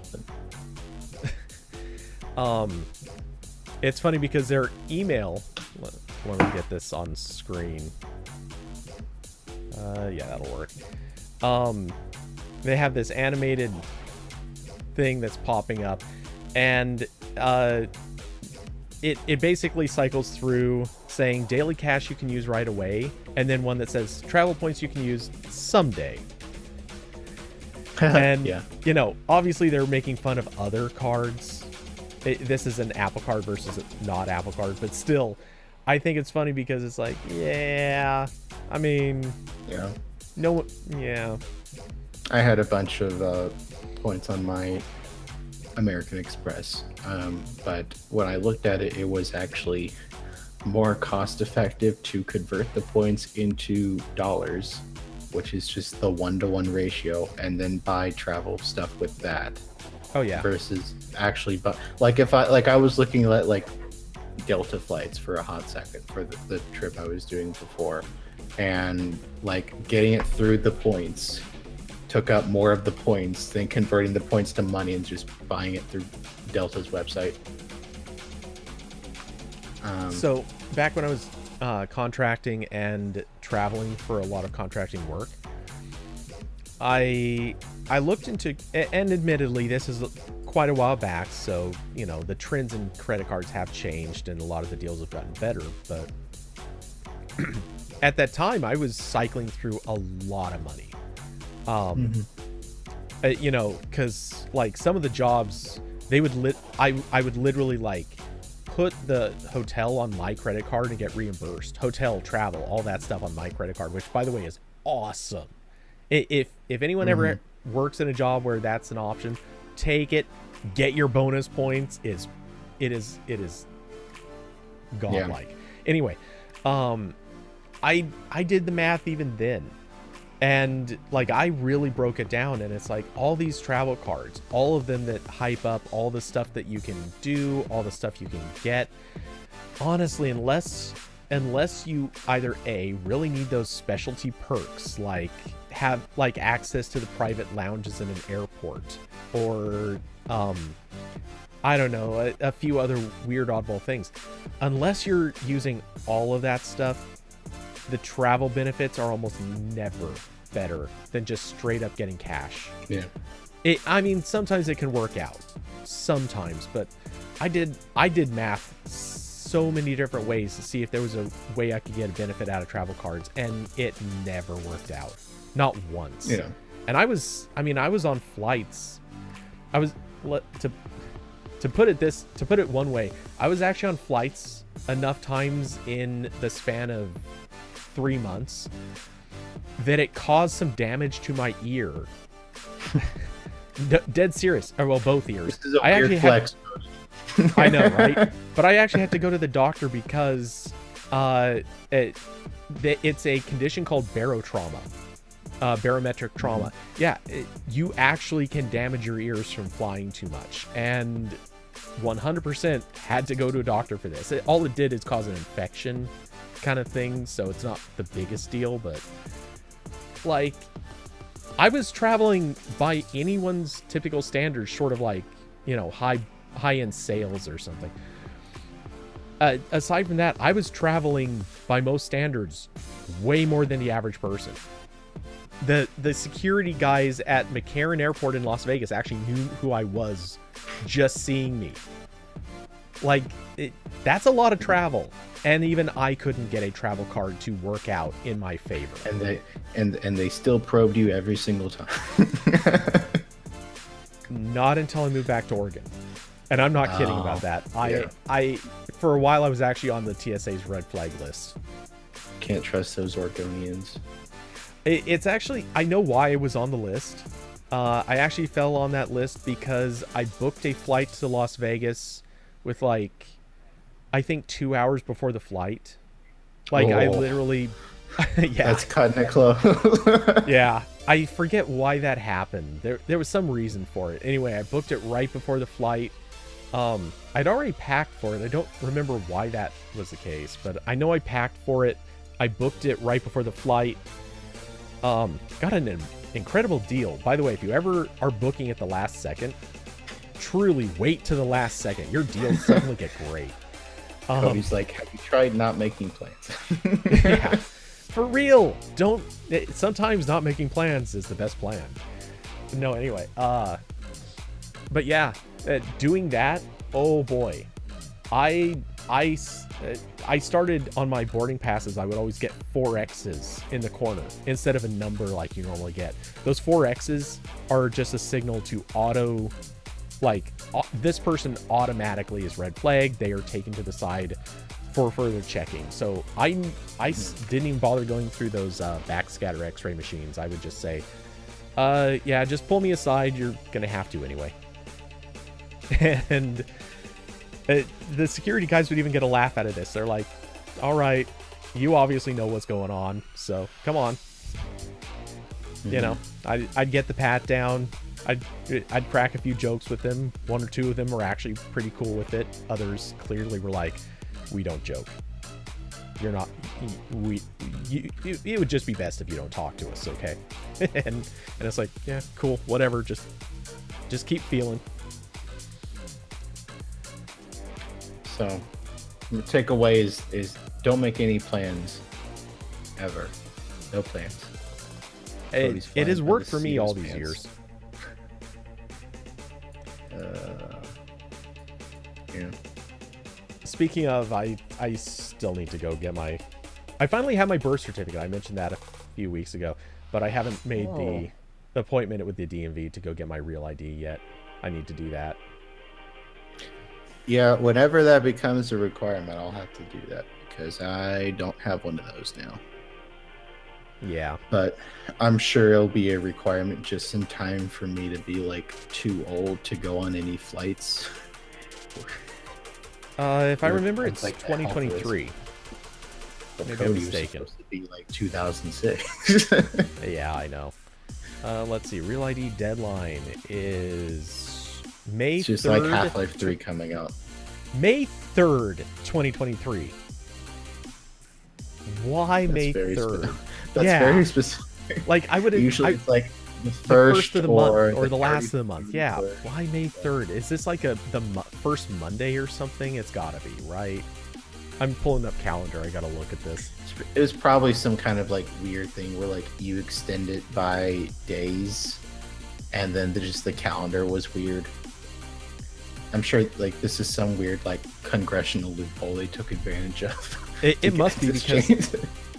May 3rd, 2023 is a Wednesday. I'd love to have major travel changes in the middle of a work week. That always goes well. I mean, that's better than having it on a Monday, but... Austin said to avoid all the Star Wars convention. Yeah. Oh, God. May the 3rd be with you. Sir, you can't get on the plane. Sir, first I'm going to ask you to take off the Wookiee costume, and then show me your real ID. The Wookiee costume stays on during the strip search. Oh, I've got some bad jokes about being hairy. That's the episode. That's the episode title. This is just one of those shows now where like we follow every slightly funny joke with that's the title. I mean, yeah. Kirby Mermaid says, sorry for being so late. I was on a dinner date with the GF. Don't ever apologize for having a life. Agreed. Yeah, it's totally good. And Corbin, I don't know if you're paying attention, but that is now actually the title. Oh, good. The Wookiee costume stays on during the strip search. That's going to be the best thing. Whenever someone goes to like the section of my website where it shows what I've done recently, like, let's see what this person who says he's like a journalist and a software developer did. It's like, oh, cool. See, now my ultimate revenge could be not having you on the show again. So your ultimate revenge is like if I'm like trying to look for another job, and you just changed one of the video titles to like Corbin is a deadbeat who does nothing. And you're like, oh. The thing is, almost everywhere you would apply to, I think they would see that and go, "Oh, that's okay. Look at our other employees." I've seen that before. Yeah. Oh. Our other employees made some racially insensitive comments. This is an improvement. I mean, where you work now, all you have to do is tell them that you have a camera and you have used it, and like, whoa, hold on, do we need to pay you more? Like, that's some flex, dude. Look, I'm not saying that I still don't know what all the menu options do on the camera I've had for 5 years, but I maybe don't. Okay, so I mean, you have a Sony camera, and I'll just say allegedly. Yeah. I know a lot of professional photographers with Sony cameras that will freely admit they have no clue what half the crap in the menu does. They do not look at it. They try to avoid it at all costs. So there's a lot of buttons on that camera, Cody. I just press the top one that takes the picture, and then I'm done. That's it. Just kind of go like, there we go, perfect. And then whatever failings I have in lighting or whatever is solved with a heavy dose of noise through the filters in Lightroom, and it's great. I mean, that does. Don't look at my OnePlus Buds review photos. There's so much noise. It's like a TV show from the 40s that someone put on VHS. Well, I'll admit I'm not the happiest with my own photos of this, but seriously, black buds with black case. At least these have chrome sticks on the buds that sort of helped a little, but yeah, I mean, and these things did not make it easy to photograph. There's grain for days in my photos of these earbuds, but it's fine. Like, these are just going on blogs, so it kind of looks like JPEG compression. It's fine. You can't tell. Yeah, I gotta say though, taking pictures of actually these Razer buds, holy crap, taking pictures of these has been even harder. It's killing me. It's killing me. And at least the Klipsch buds, they have a nice design on the back of the bud that will make it really easy. But what I need to do is I need to copy what, like, I remember Ryan doing at Antwerp Police, where he just had like a bunch of fun like towels that he uses backgrounds. Because like I finally I was gonna take some of these photos just on my little cement block outside. That's like my porch basically, but which has plenty of sunlight. It's great, but it's like, do I want all my photos to be on like the most boring looking cement you can imagine? Like, no, I need to get some fun backgrounds, and then maybe I can take some photos out there. But in the meantime, like I've got like 4 windows here, and at any given moment, at least one of them will be shining light on a piece of furniture, so I can just set it on there and call it a day. But yeah. That does help. Okay, I'll actually right now I will give you the quick and dirty. Here's the stuff that I have bought as backdrops, and total, I think I spent maybe $50 on this total. One, I bought off Amazon for something like $8-ish. Maybe it was 10. A bundle of scrap leather. So you get like this. It's just a big, not big, but for what we do, this is a big enough piece of scrap leather. And, it's not great, but it's nice enough. It's workable. And this particular piece, I'm actually planning on reshooting the OnePlus Buds Pro, so I've got kind of like a maroon. It's as close to red as I was going to get. But, black on red, that's already OnePlus colors. I went to Home Depot or Lowe's and bought some tiles. Just like, they're used to selling packs and packs of tiles. Yeah. Like why do you want 2? What are you doing? Yeah, and I got that exact question. Yeah. But, yeah, I bought a few tiles. And their tiles are like 2 to 4, with some specialty ones being like $8 a piece for tiles that are literally like, what are they? A foot by 2 feet, I think. Yeah. Yeah, like big ass bathroom tiles. tile size. Yeah. Well, no. The bathroom tiles. Well, I mean, it depends on the bathroom, but those are typically small. I'm talking about, tiles that I can't demonstrate. Okay. On my camera, I got you. Huge. Yeah. Let's see. I went to an arts and crafts store and bought a small piece of slate that I've used for a few things. I think that was actually the most expensive thing I bought. And I have also from an arts and crafts store, a like smallish, about the same size as those tiles, a thing of wooden planks, just like, not super weathered or anything, but they're just decent looking wooden planks set up to be kind of like a sign or something, but they happen to make a good backdrop. And I like the idea of having like a closet that has like one of everything you need to construct a house. Exactly. I got my 1 2x4, and I have my 1 tile for my bathroom. Someone comes over, like, what the shit is all this? But yeah, I mean, got my 1 nail.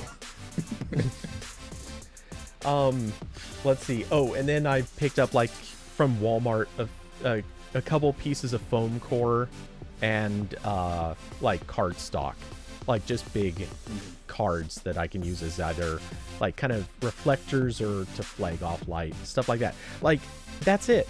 I mean, my total expenditure, it's not cheap, but it's really not bad. Like, this is a lot of backdrops, so I can take pictures inside, outside.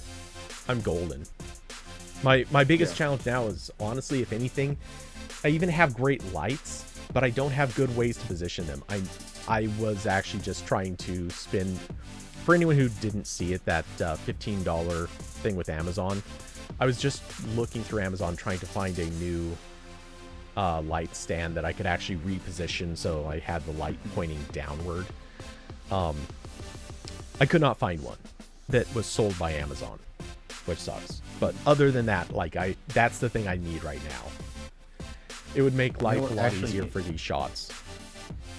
One camera thing I do also kind of want to get, I forgot, is now that I have that moment case that allegedly works with MagSafe, that tripod mount that Moment sells, where it just goes on the tripod and it's just like a circle and your phone sticks on. That looks nice. I'd like that, because I just have those like really garbage like things that squeezes the phone in place. Right. And like those are fine, but they're very, sometimes depending on the phone I'm using, they'll like I'll have to do it like off center so that it doesn't squish the buttons on the phone, and then it's like now I have to like do something weird with the tripod. So I'll probably get one of those. I'm sure that'll cost me like $80 because it's a Moment accessory, but it's fine. Oh, my microphone's bad. Oh, nice. Just as he's about to leave. How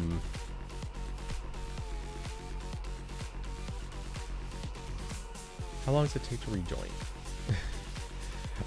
I wonder if he dipped out and was like, oh, good, you did make it back. Hi. Okay, I was just gonna say, ping me on Discord. I might be able to help you out. You got a guy. I got a guy. Cody opens his trench coat. Would you like to buy some Moment accessories? Well, no, actually, in all seriousness, I don't have to be that sneaky about this. In all seriousness, I just looked at XDA, and you know what XDA has never done? A review of really any of that stuff, but in particular, they've never done a review of MagSafe accessories. AP is doing it. I don't know if we've already posted that or not. I know we've requested this stuff, and it was recent enough, so maybe we haven't posted yet. But yeah, I mean, Man, maybe you should see about Oh, doing a review of this thing and ask for stuff, because I don't know if Moment really is that aware of XDA, but it doesn't hurt to ask.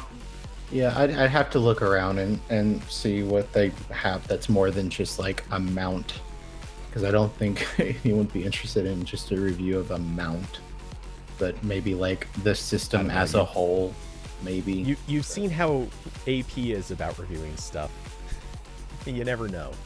Yeah, but yeah, I just looked up their MagSafe tripod mount. It's like $60, and it's kind of a lot to pay for what's just like 3 metal pieces. But Well, the thing is, I should have bought it at the same time I bought the S21 case, because they had that coupon code, and I could have just got both of them for 10% off or whatever it was. But I didn't think that far ahead. yeah. Well, what interests me, let me see if I can actually find it. May as well switch views so people can see what I'm looking for. MagSafe mounts. Okay. What really interests me... here we go. They have some neat accessories that you can stick on the MagSafe cases, including the multi-threaded mount here, which is basically a bunch of let's see. Okay, they have 1/4-20s and 3/8 screw mounts, and so you can attach other accessories like lights. Obviously, they couldn't weigh a whole lot, but lights, microphones, things like that. Anything that screws in. I saw they also had a cold shoe mount. Oh, yeah. So they've got the 2 mounts here. They've got the one that has like a little thing on the top for you to attach a light on it, or just the basic like you stick the phone on. Yeah, and that's the kind of stuff I'd like to be able to have, because it's not that I can't do that with like a do I actually have one in reach? Yeah, like you can just get the clamp out. Yeah, clamps MacGyver typically this. have this stuff, and you can use those, but I kind of dig the idea of the MagSafe more because it's quicker to attach. And obviously I wouldn't consider it as reliable. It's not as stable of a connection, but for lightweight stuff, especially like microphones, that'd be fine. Okay. Well, they've got the basic bitch tripod mount for $36. So I'll order that because I want that. Well, hey, can't say you didn't offer. Yes, you did. It's recorded. We have evidence. There's evidence of my generosity on YouTube. Yeah, I don't know that we can call it generosity, but hey, whatever. Cody offered me his trench coat items. I declined. Trench coat cast. Yeah. We're not changing the title. But yeah, no, anyway, what was, damn it, there was something else I was gonna say, but I don't know. Anyway, I really, I do actually genuinely hope that MagSafe kind of catches on as a thing and gets universally available. I would love it if phones started having this just built in. I know there's a couple phones that like accidentally work with MagSafe. Yes. Like I think maybe the S Accidentally. one or two of Samsung's phones, like some Xiaomi phones. But yeah, it's not like a selling point yet. It's just like, oh, this phone has magnets in it for something. Mm-hmm. Yeah. Yeah, So there's always something a little sus about that, but So I need to check where I live again because I forgot. Look, Corbin's a functional adult. Don't worry Yeah. about him. Yes, I know where I live. Look, my brother went like 3 years after we moved, not knowing what our address was, and I was like, dude, how is that possible? I've lived here for like 6 months. And if I even change phone numbers, I usually have that down in like within a week. Okay. For the record, what I typed into Moment's website was correct. I doubt myself. Do you not yes. just have autofill? I mean, don't get me wrong. I don't use autofill everywhere because there are some sites I don't trust. It's supposed to be in Firefox now, but like again, it's like password autofill where it like doesn't always show up if they do weird page stuff. Yeah, that's fair. Oh, my credit card autofill though. Thanks. One of these Christ. days, I'll autofill my This credit is- card on stream and. Yeah. Yeah. All right, kids, time to figure out what Cody's what the 4 numbers on the back are. Start running the algorithm. Somehow it'll probably happen. But yeah. Anyway, the oh damn it, I do feel I feel scatterbrained right now. Like there are definitely things that I was going to say and then they kind of got lost. Corbin, does the S21 Ultra have 2-button gesture nav, like from Android 9? Kirby asked this. Well, I can check my S21 here. The software is identical. I don't think it does, because Samsung was kind of doing their own thing during that period. Navigation bar. So more options. No, you can pick between the Android. That's gonna take a while. There it goes. You can pick between the normal Android stock gestures, or they have a thing where there's 3 little nubs at the bottom and you swipe up on each of them, and those are just the buttons. So instead of like the 3 buttons, you swipe up on where the buttons would be. But no, it doesn't have like the Android 9, like the 2-button thing. And now that I've gone into that menu, I'm going to very quickly go back to just normal navigation button. So annoying fun little thing just happened, or rather I just now noticed. Because I was fiddling with the OnePlus Buds Pro and they were linked to the laptop. Jitsi or every time I open them and close them, Jitsi added a little pop-up box asking, new audio source detected. Do you want to use this? For the Buds Pro each time. So I just cleared like 7 or 8 of those boxes while I was focused on you. Amazing. Oh, Jitsi. It's like you know what you're doing, and then you prove otherwise. They're trying. Not that hard. But, yeah. Kirby said, does it have the Android 3 button app? Yeah, it has normal. Like, that's what I do on my phone normally, is I have the 3 buttons. There you can see them. And I think by default, Samsung switches the back and recent buttons, like they did on their old phones when it was physical buttons. But you can change it back to stock Android, the normal positioning where the back button's on the left. Yeah. They have a lot of navigation options. I could be wrong, but I think just about everybody has all of the stuff except maybe Google itself. Does Google not let you go back to those 3 buttons? They definitely still let you have the 3-button nav, but they shut off some of the assistant features if you do. Oh.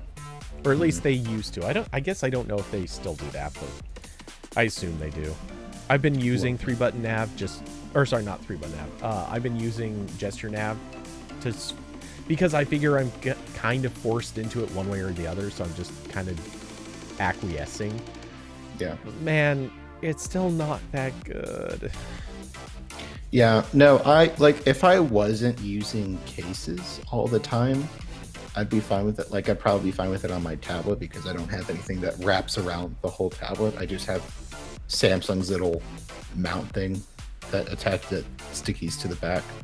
But like, anytime you've got any screen protector or case or anything, like trying to do a gesture where like the lip of the case is interfering with it, it's bad. So I was on the new Android gestures for a little while and it was fine, but then I switched back to 3-button. I was like, oh, this is so much better. they're just buttons and I just press them. It's great.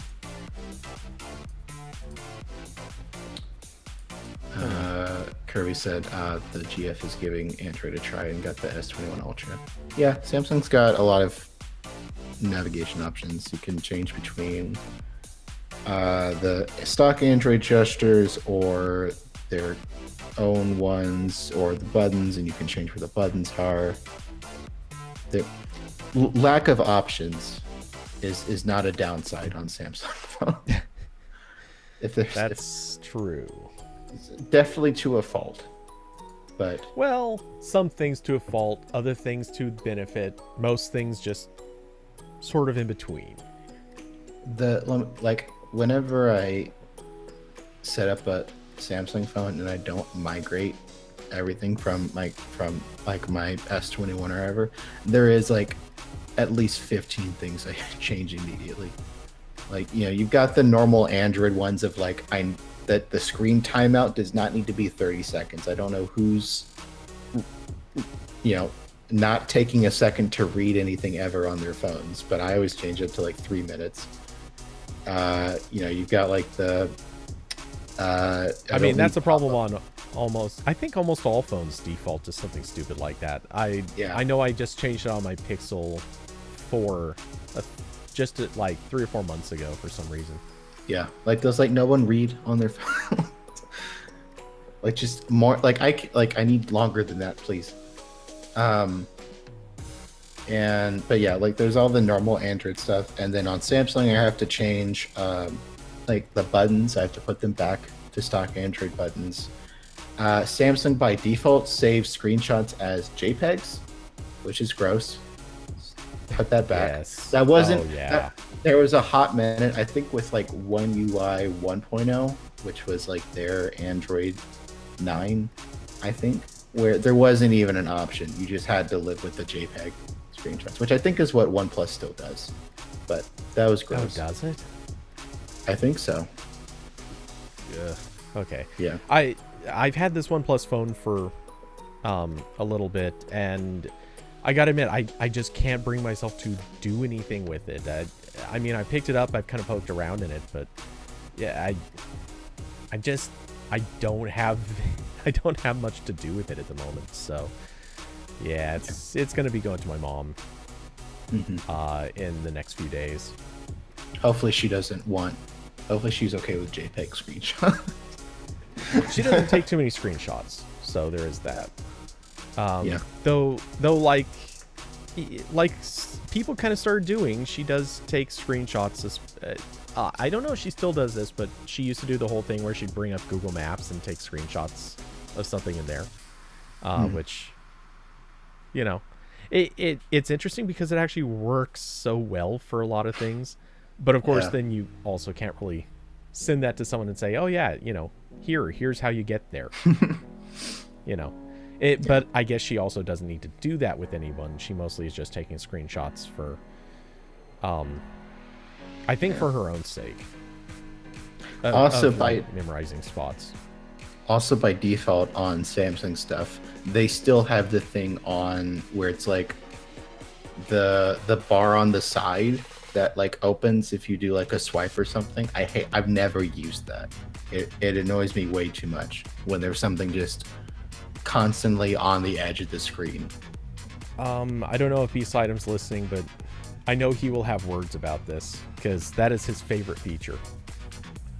It's like I see how it's useful, but I do not want a thing just always on the screen that is kind of covering something up. I don't know. Maybe if Samsung put it on like the navigation bar, because I always have that on. But that always annoys me. I could see having it in a different location. The last time I had that, it was on one of the notes. Or I guess maybe was it on the Samsung S7 Edge? It could have been. I know, yeah, because at that point it was kind of tied into like the Edge software stuff, and like I think there it makes more sense because you don't really see the whole edge of the phone anyway, so it's not a big deal if there's like something kind of over there. On the S7 Edge, you kind of did. Like, this wasn't like the original Edge phones where it was very clearly intended to be like a separate display. This was just the Edge phone that had a very sort of almost waterfall edge to it, but not quite. Anyway, I do think it was there. Anyway, I don't know. I didn't have anything against it. I just didn't really care about it that much either. But B-Slidem has mentioned several times in Discord that it is basically a replacement for the home screen for him. The apps that he uses, he just puts them all in there. That way he never returns to the home screen. Which, I mean, I get that. I feel like that wouldn't be any faster, but I don't know. Since I don't have one to test on or try to use it that way, I can't really say. Yeah, I mean, I see how it's useful, but it's just I do not like the thing float. Like this happened all the time. I remember when I was in like high school, and of course kids are not careful with anything ever. True. Yeah. And so I know a bunch of kids that had, you know, their iPhones like broken in 10 different ways, and they'd have the little accessibility thing on where they've got the power button on the screen because at some point their actual power button broke or whatever. Yep. And so anytime they'd show me, there'd be like the little like black circle in the corner of their screen that they turned on at some point. So I was listening to this podcast, and it's an Apple oriented podcast. And it's now been several months since I heard this, and seeing as I'm like 3 years behind, this is probably something they discussed like 4 or 5 years ago. But yeah, they were talking about how some statistics came out and found that there is just this huge number of phones where that is turned on. And the reasons behind it, a lot of them are people broke their stuff, but the other common reason the common place is a lot of countries where the phones are extraordinarily expensive, because what people are doing is they want to be able just to resell their reducing wear. yeah, That's the thing. They want to be able to resell their phone someday, and they know that if they wear out that button, which is no longer a button, of course, but if they wore out that button, they might not be able to resell it, or they'd have to sell it for a lower price. So people would literally get the phone, immediately turn on this setting, and never use the button. So all these phones are just going around. They will have almost entirely unused home buttons just because, all so that they can preserve this button that will never get used, because the person who buys it after them isn't going to use it either. They're preserving the button. The whole button. Yeah, if you go to all these other countries, that's a thing. Yeah. Like, that sounds silly, but that's also like at least 25% of the reason why I put screen protectors on everything. Yeah. It's like, it's not just because like I know accidents happen and I can drop my phone like face down on concrete at one point, but it's also like I like that my phone doesn't have any physical damage at all. Not even just for resale value, just like I like that there's nothing wrong with this. Oh yeah, no, and I'm the same way. Like, I'm not too happy about the fact that one of my phones, I'm not even sure which one it is. I think it's the Pixel 2 XL. Has a tiny little nick in the screen. And it's not bad. Obviously, the fact that I'm not even sure which phone it is.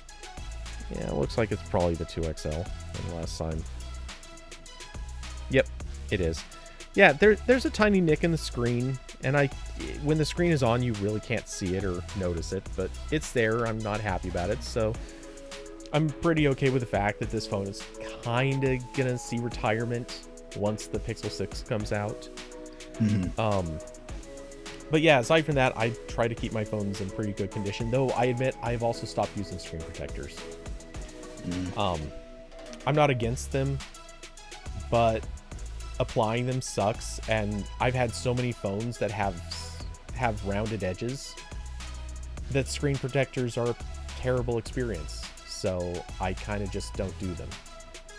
Like, those phones with rounded edges have broken the screen protector situation for me. Oh, you mean like curved screens? Yeah. Yeah. Sorry, did I say rounded edges? Anyway, yeah, curved screens. I hate it. I don't want to put a screen protector on that like cuts off your screen visibility. That's like an editorial that I never wrote, and it's not really like timely anymore, but I still hold strongly the opinion of like everyone who liked curved screens liked them because they got a new phone every 6 months. Yeah. Like they didn't have to worry about this kind of stuff, or they just didn't care. They were always in one of those two camps, because like it looks cool until you're like, oh wait, more surface area and on the sides means it's like significantly easier to ding this. I don't feel like it looks that cool. I don't think it looks bad. I just don't think it looks that cool either. Like, it looks neat until you start to use the phone and you're like, oh wait, it's way easier if I'm dropping my, like, just mathematical probability. If I'm dropping my, OnePlus 9 here and it smacks the floor, higher probability it smacks the screen. And also, Android is still not good about keeping UI elements off the corners. Like, when I had my OnePlus 7 Pro, like, I know there's like an API now, or there's gonna be, but I guess just no one uses it. Like, I remember when I was using my OnePlus 7 Pro, and it was a chore to like hit the full screen button in YouTube, right? Because it's like all the way in the corner, and then OnePlus had like the crazy curved screen, and also like did like a heavy border radius around the screen, so it cut off like half the button. Like, this is terrible. Who thought of this? Well, so I currently, I say currently, I've always had this problem. The moment case that I have for the Pixel 2 XL, in order to make proper space for it, it basically doesn't cover this part of the phone. It just kind of pulls away from that. There's a back edge, but anyway. And that's the other thing. Like, all the cases for these phones are terrible too. Like, they can't grab onto the phone. I mean, these cases are fine, and they have a lip to protect the screen if it falls face down and stuff like that. But the thing is, at this one spot, the lip doesn't come forward. And I know that they did that because the USB-C port is just far enough forward. It would force the plastic to be super thin, and it's not ideal. Anyway, the thing about this is, just holding this case like this, I get edge touches all the time. Happens constantly, and it drives me insane. And I can barely tell that it's happening or why it's happening. I don't know why it's happening most of the time. And it's like, I'm holding a case, but there's just barely enough that I'm edge touching. Yeah, I hate it. Genuinely hate. So yeah, I miss having slightly more bezel. I want a little more bezel. That was a nice thing on phones. Yep. I remember having my, using my Pixel 1 all the time, and I could hold the phone without covering up the screen. Like, when I do it on my S21, I'm holding it like this, so don't cover up the screen. Yeah. Hoopy's coming in with the hot takes. Curved screens are the folding phones of a few years ago. Popular because it's new and neat looking, but once the popularity fades, it's just kind of weird. I can't agree with that, just for the reason that at least a folding screen has some functional value. You're there's way more screens. Some level of utility here. There's almost none with a curved screen on a phone, unless you could make the argument that it's kind of a second screen when you do the Samsung edge all the way. Yeah, but that's asking for a whole lot of edge. If it's just like the waterfall display, or if it's any of the what people have as curved displays now, where it's just like, hey, we added a millimeter's worth or a couple millimeters worth of curve just to make this look like it's edge to edge. Yeah, I'm sorry, but no, you're not getting more screen real estate out of this. You're just making it look a little different. It's an aesthetic thing, and it ends up being worse. Yeah. I like Curvy Mermaid said, back in my day for Zoomers, his bezels. Yeah. Back in my day, phones had bezels, and we liked them. Yeah. Get off my lawn, all you youngins. That's honestly what I feel like when I see 10-year-olds with new iPhones.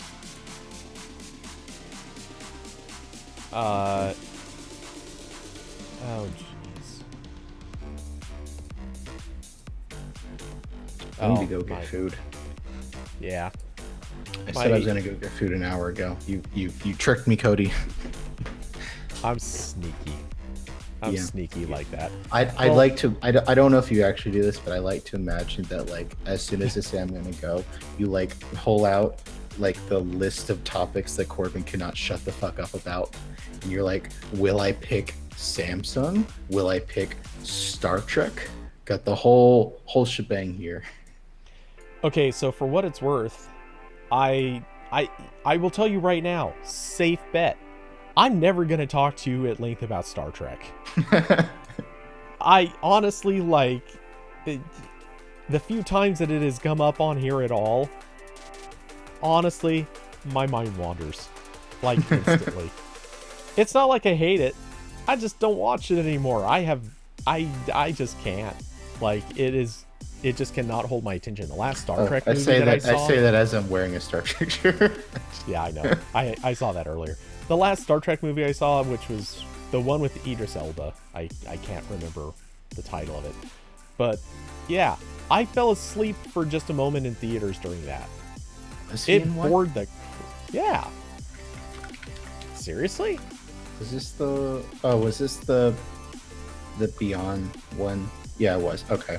I couldn't remember because I think him in that movie, he had a lot of, he was in a really, he was an alien, so he didn't look anything like he did. Okay. Yeah.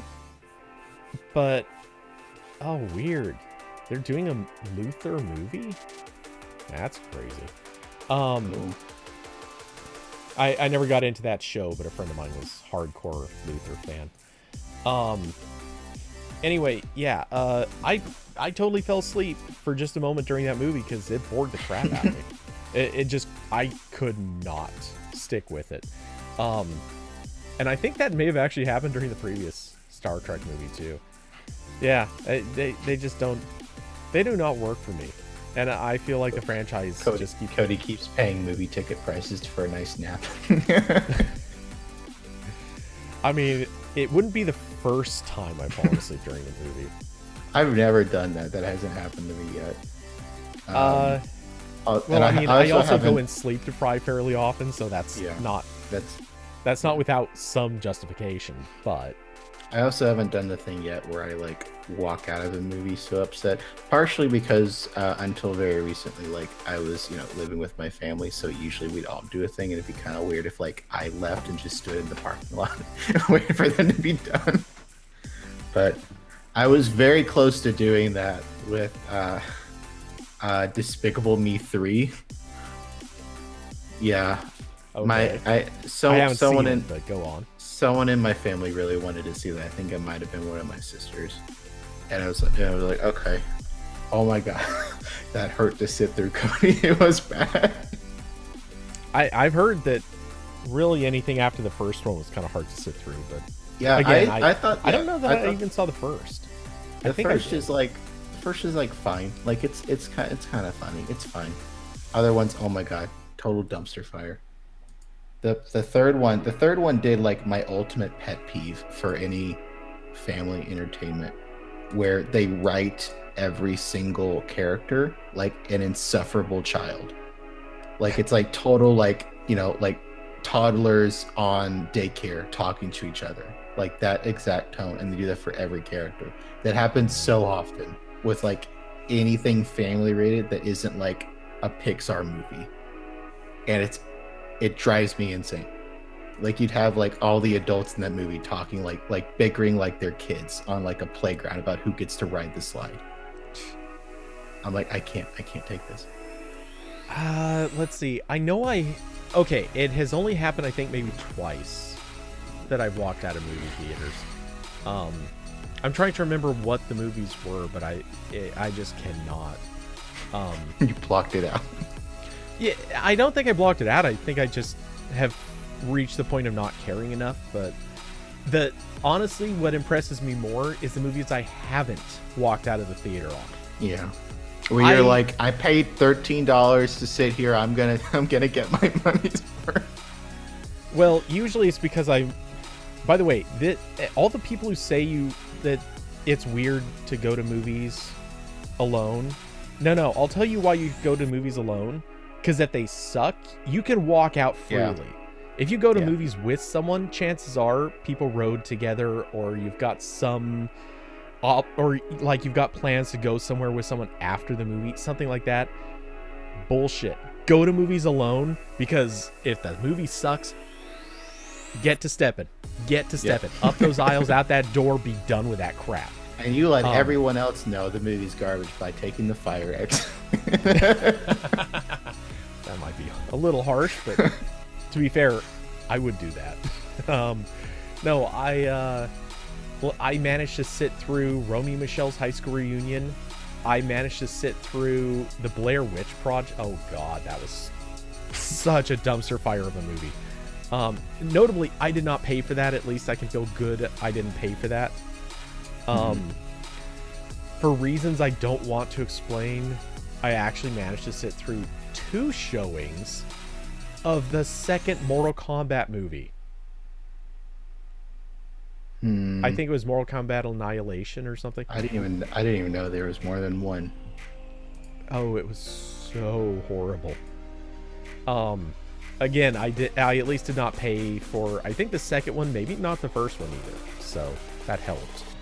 Well, I mean, I might have you beat, because actually the second time I don't think I paid for tickets because a family member took me, but I did see Justice League in theaters twice, and I still have almost no memory of that movie. I mean, there was almost no actual movie in Justice League. It was a whole lot of sort of vague lines that didn't make sense. Yeah. Plus, I remember there was a like lot of action and moody shots. I remember there was like a lot of CGI. I remember the weird thing with Superman's mustache or lack thereof. And I remember there being like the Avengers Tesseract in that movie. And that's it. That's all I remember. Yeah. I think Batman might have been in there. I couldn't tell you. Let's see.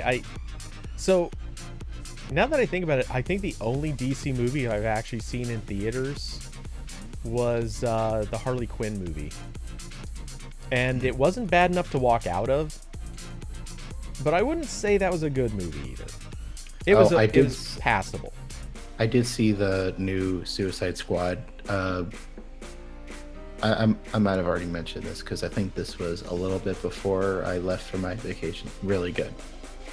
Like, it's a really, really good, funny movie. James Gunn just needs to direct like the entire Marvel and DC franchises now. He's the new Kevin Feige, but also he just does everything. Not that so I am going to tell you mispronounced that, or so I understand, but I'm not picking on you because the spelling makes sense. But from what I understand, it's supposed to actually be Kevin Feige. Okay. I know it doesn't make sense, but I used to watch a lot of Screen Junkies, and those guys typically know a lot of pronunciations like correct from listening to interviews and stuff like that, and they said Kevin Feige all the time. So I think legitimately that one's actually it's weird. Believe me, I know. But figured you might be curious. Kirby said she saw Batman Begins, Dark Knight, and Dark Knight Rises in theaters. I think I saw the last one in the movies. Yeah, that's cool. I know I saw Begins and Dark Knight in theaters. I don't remember if I saw Dark Knight Rises in theaters. I actually think I only saw that at home. And I'm really okay with that. I did not like Dark Knight Rises at all. I didn't think it did anything. Kirby, I wish I was I could be around for the 80s and 90s Batman movies. Oh. What? So I'm definitely gonna watch I think it's Batman and Robin with friends soon, because that's so entertaining. It's like that's the best bad movie to watch and make fun of. It's so good. I'll agree with making fun of it. Yeah. I think it was like the ones that Tim Burton did, the first two, and those are like, I don't really like the Batman '89 movie. I couldn't get into it. But the second one with like Catwoman and Penguin, that one's good movie. Also, I just really my favorite like that. Of the old ones, yeah. Yeah, I love that whole scene where they just got like a shitload of penguins and put like the little like rocket launchers on them and film them walk around. That's like the best thing.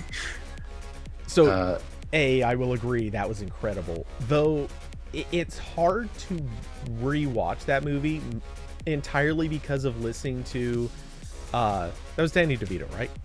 Yeah. His penguin laugh, God, that grates on the ears so much. You hit a limit where that just is not a sound you want to keep hearing. But everything else in that movie was actually really it was schlocky, but it was kind of great. And it was dark in the good way, not dark in the original Batman way, which was just like, hey, we're just gonna make this kind of terrible to be terrible. Yeah, it's a good movie. And then it gets like after Tim Burton left and they started swapping between Batman actors, and I don't really care for those. And then it finally, in like late 90s or whatever it is, or early 90s, when they hit the so bad it's good, then it's like, oh yeah, I'm here for this. Like Batman Forever with like Jim Carrey, I think he was the Riddler. I think it was Arnold as Mr. Freeze. Like that's the stupidest thing ever. Okay, if I remember correctly, you're mixing two movies: Jim Carrey and Tommy Lee Jones as Two-Face. Yes, Tommy Lee. That that was such a weird casting choice. Well, Like everything I've ever seen him in, he's like he's like the he's always like the tough military guy, or like the old spy Old person or Weiss. whatever. Yeah. And then here it's like he just went wild. And I don't honestly, really think I it. still think it was the best Two-Face that's ever happened, just because he went so wild with it. I definitely remember him the most. Yeah.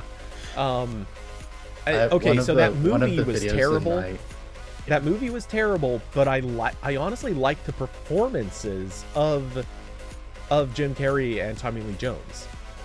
It's just their performances were good, everything else sucked. And then the one with Arnold as Mr. Freeze also had Uma Thurman as Poison Ivy.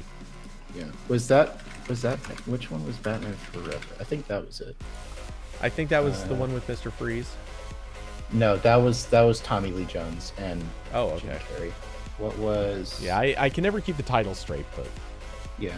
at least I can remember which villains go together. Yeah. Okay. So yeah, and then the one after that was Batman and Robin with Mr. Freeze and George Clooney as. And as that's the one where they Batman. brought in Alicia Silverstone as Batgirl, if I remember. Yes. And that's the one where Batman and Robin's costumes have like little nipples on the Yes. chest, and there's the whole like weird thing. It's great. And the Batman credit card. Oh yeah. Yes. Oh, jeez. Has someone made that into like an actual credit card yet? Someone's had to Uh, have done that brand deal at some point since To my 1997. knowledge, I don't believe there was ever officially a card that was like officially the Batman Yeah. credit card. However, for a while there were companies that were allowing you to put your own graphics on credit Yeah. cards. And yeah, a ton of people did that for the Batman credit card. That's pretty great. So, I I mean, give it, it's like- unofficially a thing. Yeah, I'm sure that'll happen eventually. Like I feel like there's like there's a industry taking off around like novelty cards. Like I see ads for them all the time of like this one, like it plants a tree with every dollar you spend or something. I'm sure Warner will get it on at some point. Wait. So what do you want this one to do? For every dollar you spend, this gives 1 penny towards the next Batman movie? Yeah, it funds Batman. Which also, can I just say, legitimately, this actually is a great idea. How Actually, about you know what it could do. Wait, how Okay. about a credit Okay. card where every time you use it, it puts some amount of money towards a crowdfunding campaign? to remake like- every Batman. Oh God. Just out of curiosity, who would you have remaking any of these movies? And if your answer includes Robert Pattinson, you're fired. Actually, I heard you did a good job, so we'll see. I wouldn't touch any of the like so bad it's good movies. I love them for what they are. Maybe some of the ones before that I'd try again with someone else, but these deserve to be immortalized forever for generations to come to enjoy and ask, why does the Batman costume have a nipple? Okay, so I will say this. I'm totally in favor of remaking the original Adam West Batman movies, though I don't see why you would bother. Like, even the storylines, just you can't really remake those anymore. Remake the original Batman movie. That'd be fine. With the Joker. Though, to be fair, again, they kind of already have. Just completely changed the storyline.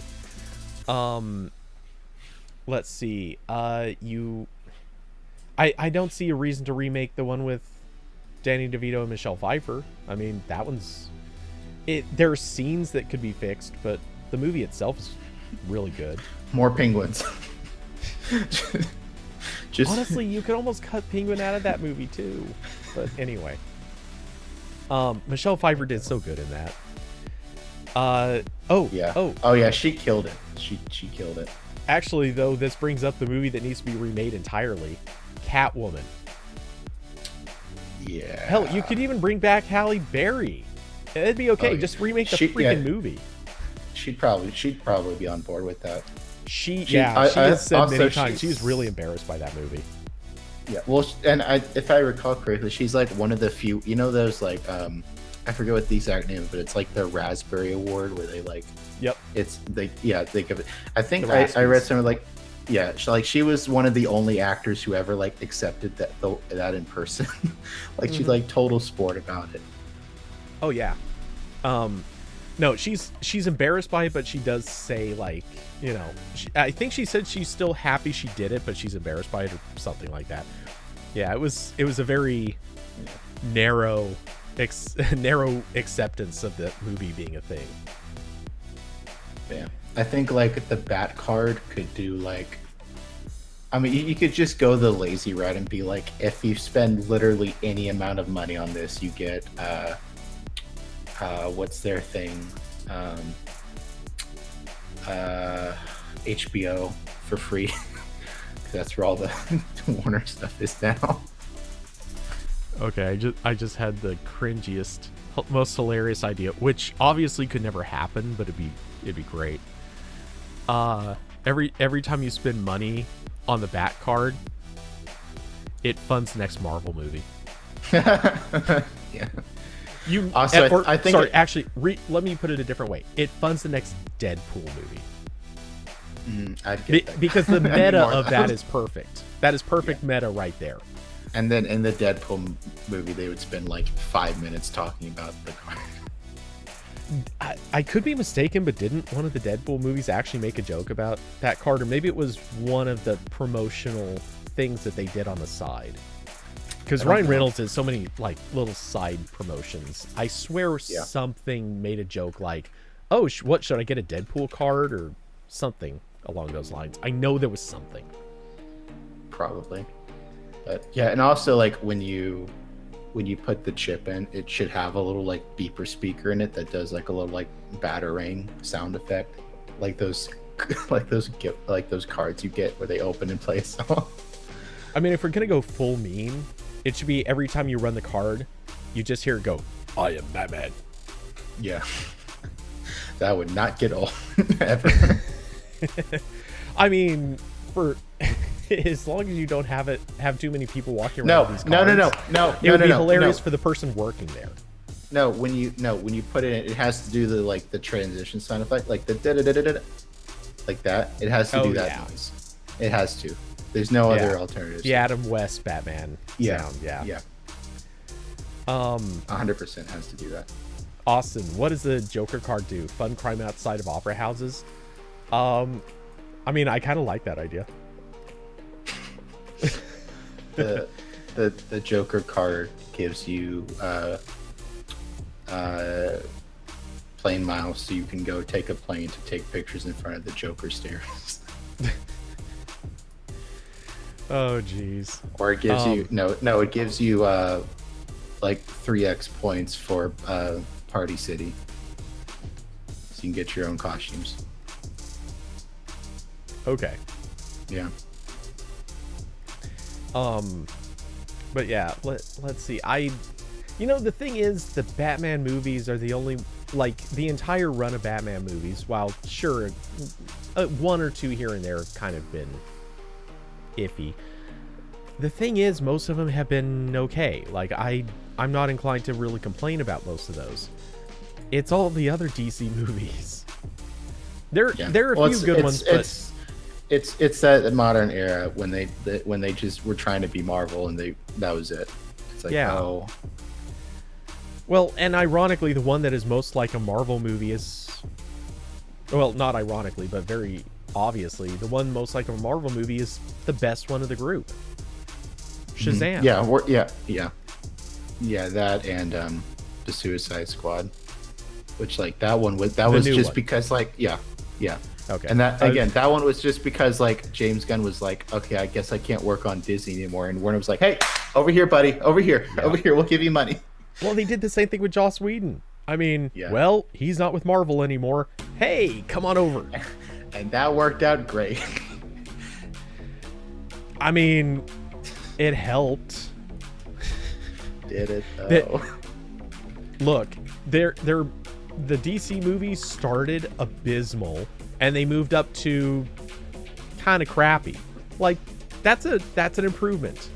It's not a Also- good improvement, but look at what Joss Whedon walked into that he had to try to fix. Okay, no, Joss Whedon was the guy who like did a bunch of reshoots on Justice League. No one liked that. Yeah, but Justice League was apparently a steaming pile before that too. I'm not removing that possibility. I'm just saying I don't know if he helped.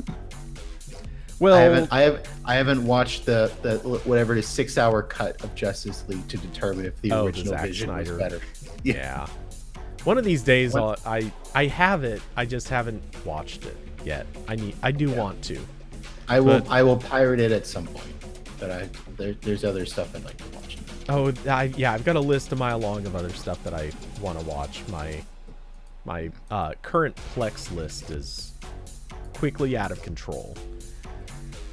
Hell, I still haven't even gotten around to Black Widow yet. And at this stage, that's old news. I'm gonna get around. Yeah, I don't care. Well, I don't care that much because I know as Marvel movies go, like this is as deep into one-off territory as it gets. From what I've been told, like you really, like you need one or two pieces of trivia for the next movie, and like then you're done. You don't need to see anything else. You've got no likelihood of continuing storyline. It's just not important. Which, yikes. Like, if there was ever a way that they're telling Scarlett Johansson, like, hey, your contract, don't count on it. Make sure you've got other things in your lineup, because we may not ever have you back. Yeah. Hopefully she wins that lawsuit. Like, I don't like really like her as a person. I don't really care for her Black Widow character in movies, but you know, anytime anyone wants to go up against Disney, I'm like, hell yeah, you go. Good job. You have $1 billion to shed on legal fees? Hell yeah, let's go. Just that, I may as well just ask out of curiosity, is there like something bad with her as a person? I don't think I've heard anything, but she's just like one of those like actors that kind of like the whitewashing thing. Is that it's the whitewashing thing. I think she also had something where like I think she played like a trans guy in some movie or something, and someone asked her about it, and she got like super hyper defensive. It's like, yeah, like not like, you know, not like, oh, I like, you know, used 50 slurs or I sexually assaulted someone like just right. But it's like I don't care for her. Yeah, I mean, I know that this is an iffy road to go down, but I know what she's trying to. Okay, so as far as her getting defensive, I that one I think just makes sense because I'm sure she's been asked and pushed on that same issue like 100 times, and I can just imagine her being really frustrated hearing it and being like, you know, kind of losing her cool over that. It's not exactly a good answer or a good situation, just acknowledging I can see how you might overreact. In general, her whole thing about we're actors and actresses, why can't we just play anything we can play? Don't get me wrong, I think if you've got someone who's very specifically a particular race, you should try to cast that race. Yeah. It sort of makes sense if it's actually like storyline relevant. Try. Like if it's not storyline like... relevant though, I don't care. It doesn't matter. It's so dumb to get caught up in this stuff. I think she's just had like several of those situations where it's like like she keeps getting upset. Like, I don't know why you keep taking these roles. Yeah, there is that. Like, then also like the she's thing just is, like, it's not like she's trying out for them. People are coming to her and asking her to play. Hey, can you come play a trans guy for us? Can you come play this? Can you come play that? And it's like, at a certain point, and she's like, I'm too busy suing Disney. Well, now, yeah. I wish. B-Slide just defended Trek. But, no, Yeah, I can't care about that And stuff. and like putting aside all her controversial stuff, I just don't like really care for her as an actor. Like she's Oh, like and that's fine. she's like again, like I've only really seen her in the Marvel stuff, and I know this is just how like a lot of the people in those movies are written, but she's just like so like monotone, or just like no, doesn't have a lot of range. Like I had the same exact issue I had with what's his name, who plays Superman in the DC and the Witcher. Henry Cavill. Henry Cavill, yeah, like I think he's a pretty good actor, but I remember watching him in some of the DC stuff, and they just like they get him to go like no emotion whatsoever. But I've heard people say he's a really good actor. I've yet to. I mean, here's the thing. I'm like, not saying I need proof of this.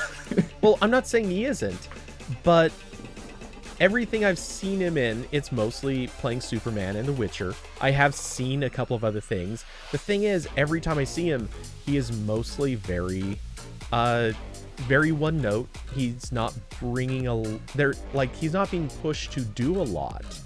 And so I'm not saying he's a bad actor. I'm just saying I've never seen any reason to think he is good or bad. And so I guess I'm kind of curious what other people are seeing that signals to them that he's a good actor. I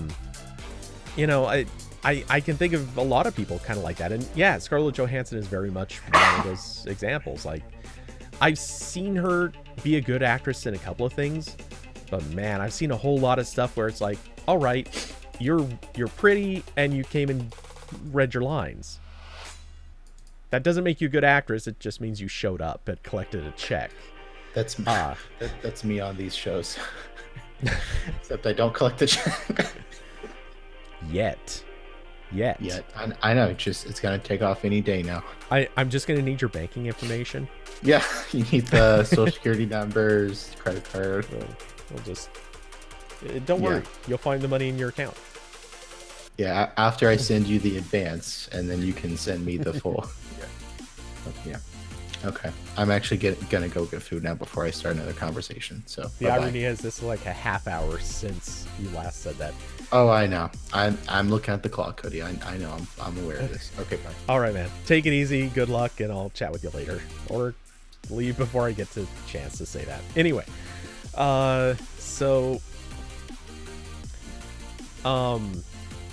Cody not paying Corbin, scandal in the mind space. I mean, right now, believe me, the money is going towards keeping the show going. So, yeah, the money's. Let's see, what did I miss? I don't think I've been doing a pretty good job keeping track of these comments, but I did skip over a few. Going back up to the bezel conversation, Samsung was more than happy to tell you the Edge could be used for non-chat bubbles and be slide as macOS stock on Android. To be fair, folding phone comparison was more oriented to flip rather than fold. Yeah, okay, totally get that. I mean, I think the flip I think is a neat idea. I think it's a cute idea. Kind of arguably a dumb thing though. Okay, the chat bubbles. I don't know if they still do it, but if I recall, the S7 Edge and Note Edge and stuff, you could pin contacts to the Edge, and tapping it would take you to the SMS combo or something. It wasn't exactly like that, but you could pin certain actions to that Edge panel.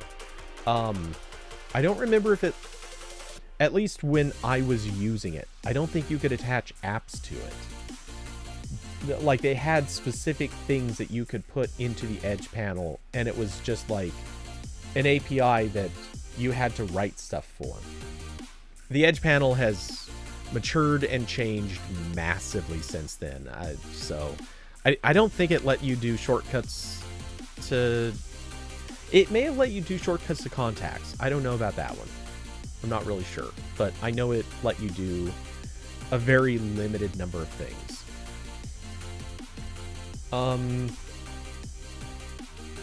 Hoopy never actually used it. B-Slide MO Contacts Edge, it exists. Don't use it, so don't know how it works.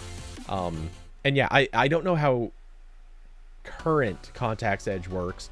I think old Contacts Edge, like the Edge panel that you could put in it was, I'm sure you could pick people and jump to them, but I don't know too many specifics on that. But again, apps you could not put in, or maybe there was like an app edge or something that you could put in, but it required more taps than it was worth.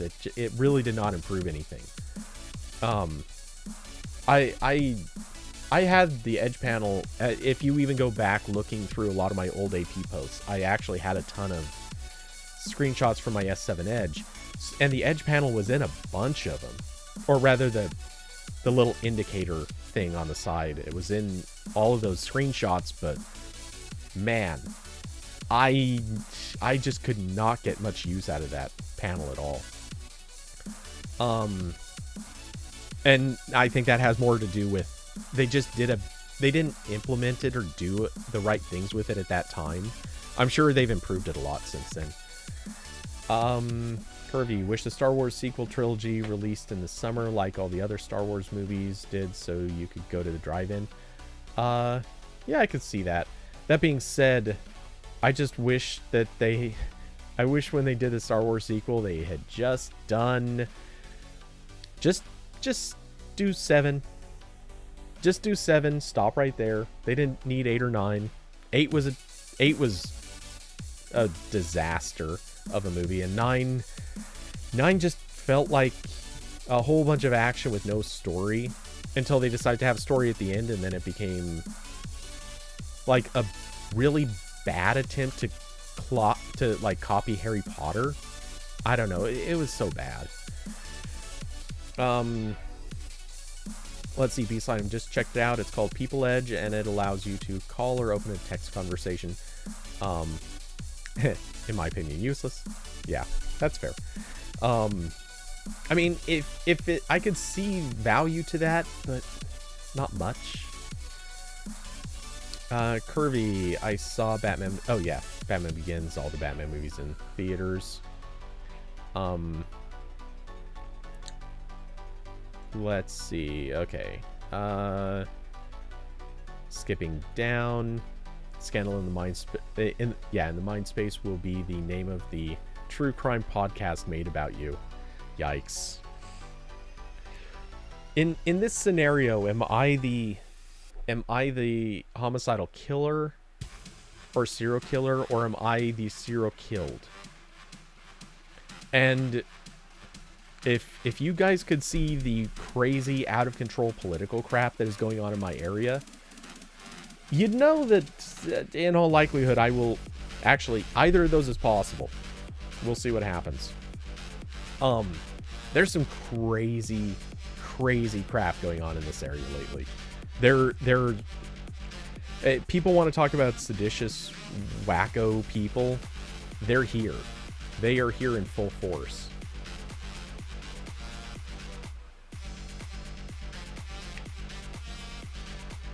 Hoopy asked the question in the very next question. Or in the very next thing. Oh, green screen issue? Is there... Oh, up here. Green screen issue fixed. It's not perfect down here, but it's not bad. Gotta love that, the green blur around the hand. Yay, motion blur. Anyway,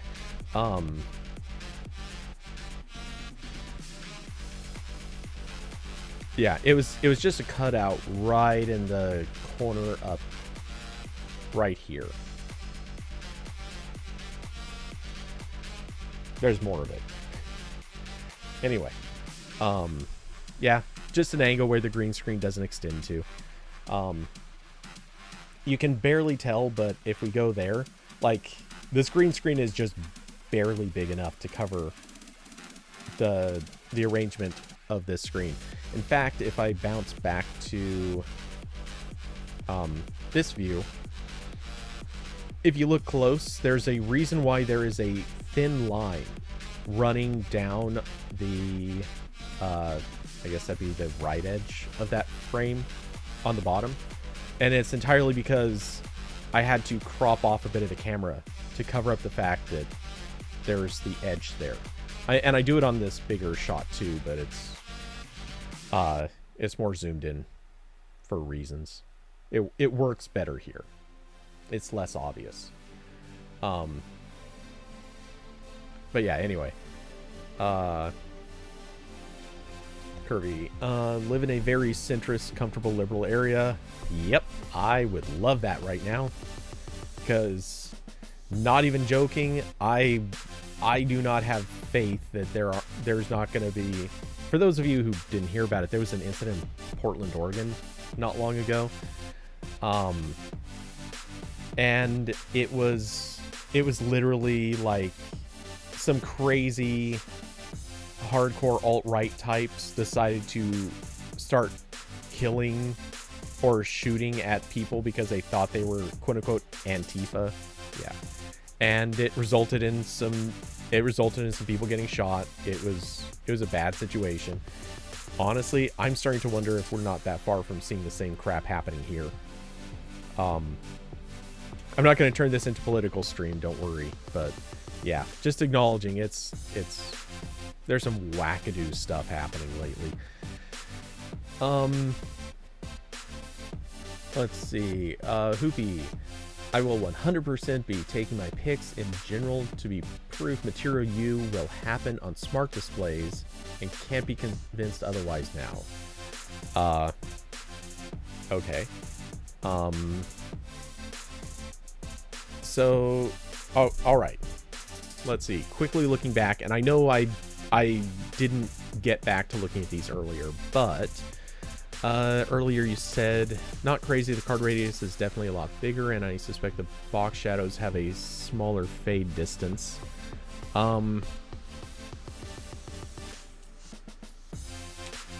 okay. Well, that explains a lot, because you and I do not have the same displays. Okay, I've got to unwind a cord, but I'll even show you.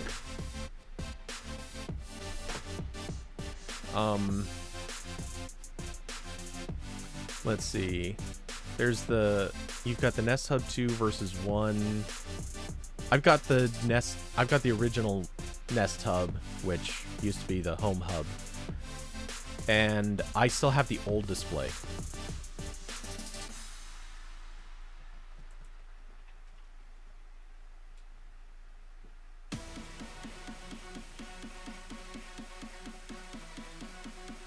Got to undo the twist tie on this cable because never had a reason for it to be anything else.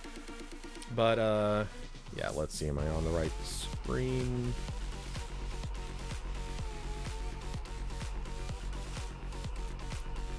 Okay, come on.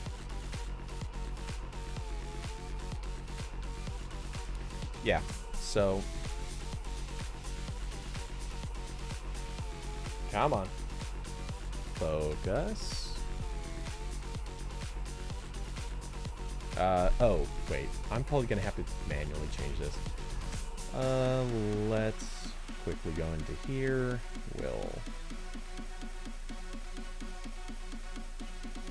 There we go. Okay. Yeah, it's not showing up very well, but don't do that. There we go. But yeah, I'm still on the old display.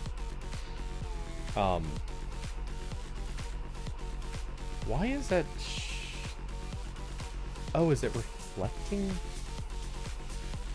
I don't know why it's reflecting green, but the green screen is keying out this display. That's really weird.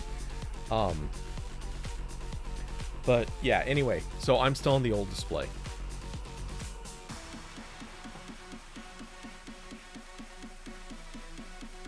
Yeah, I'll tie all that back up later.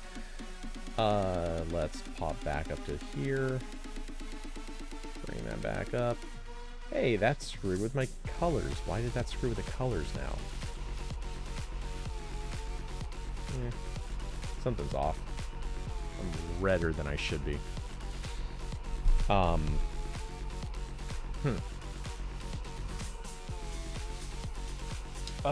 I know why. I accidentally turned off lamp. Much better. Okay. Oh, I think I know why. Oops. I think I know why it was reflecting green. My bad. That was sort of my fault in an unintentional way. But yeah, it looks like Hoopy, you're right. For yours, it's definitely showing some more rounded corners. Mine does not have that look yet. Which, hey, it'll get there.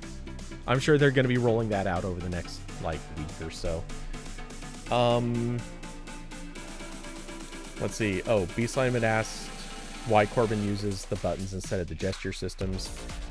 I can't answer for him, but I can say I don't like the gesture system. I think it's slower, more annoying to use, but again, I kind of have adapted to the gesture system. I use it. I just don't like it. I think it's more finicky. It doesn't work super well. It's slower. But here we are. That's the world it is. Also, there's a good lock app that allows you to modify the touch rejection zones on the edge so you don't get accidental touches. That's fine. I get that that's a thing, but I still don't like that that has to be a thing. It's I don't know. It doesn't feel like a good solution. Let's see. Was there anything else? David Llama still wants one of those. I assume a Nest Tub. I actually really do like it. I mean, I don't get a ton of use out of it per se, but the few things I do use it for, I do like. That being said, man, I really wish they could have put the speakers in there that they had in the original Google Home. The original Google Home was a very, very nice speaker for its size and design.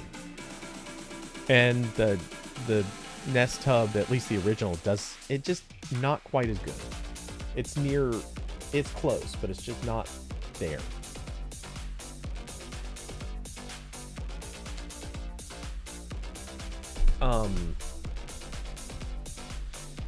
Let's see. Not that this is in any way important, but since I have tabs on screen and it just dawned, well, you guys won't care about that. Okay, what else do we have for topics? Does anyone have topics? Because I gotta admit, Corbin and I fully came into today having nothing remotely prepared. And I'd say we did a pretty good job of rambling for a good long while. So yeah, if someone has topics, bring them to bear. If not, well, we'll see what happens. Oh god.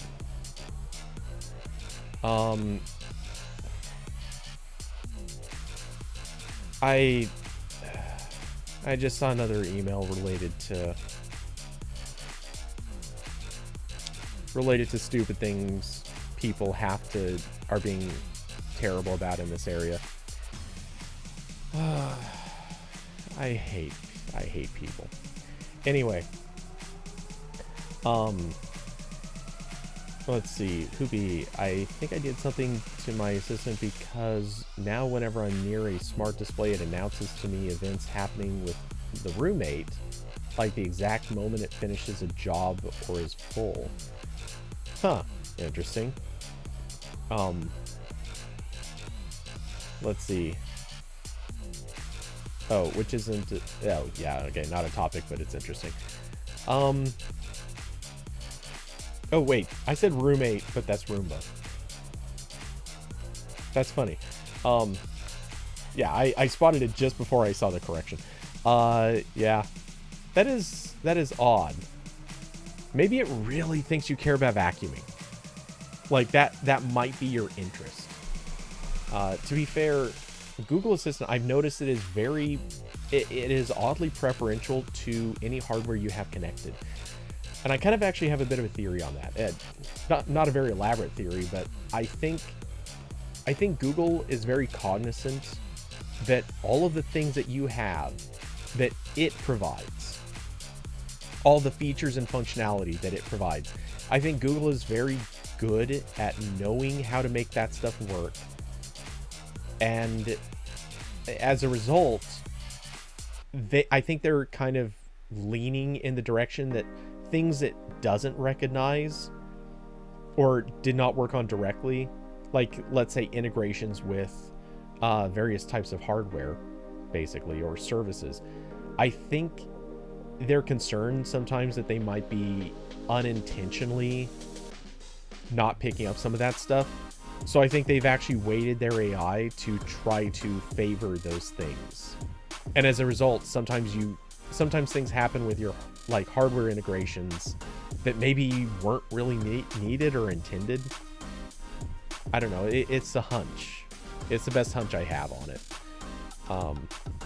But yeah, just an odd thought. Let's see. David Lama mentioned the productivity thing that I mentioned either last time or last night. Both would actually be accurate. And yeah, it's something I actually wanted to try to drag Corbin into, but I think I need to, or I think I want to go back and actually like organize that one into a discussion, which I have not done, because more and more it's sounding like I think it has been talked about enough or referenced already in Discord. It has been referenced that, to me, the question is how do people actually define the concept of productivity on a ultra portable device, and what does productivity mean to different people and stuff like that. I think there's a longer conversation to happen there, but it's one that I think I want to drag Corbin into, and I think I need to organize that thought a lot more before I do that. It would have been a good thing to do like immediately after the Fold 3 was announced, but at this stage it's kind of like an old topic, so it really should be thought out more before tackling it. Anyway, to be fair, don't really care about vacuuming. I just don't know the Roomba could broadcast events via Assistant. Yes, actually broadcasting events is a thing that was added about 2 years ago. Maybe it was 3 years ago now.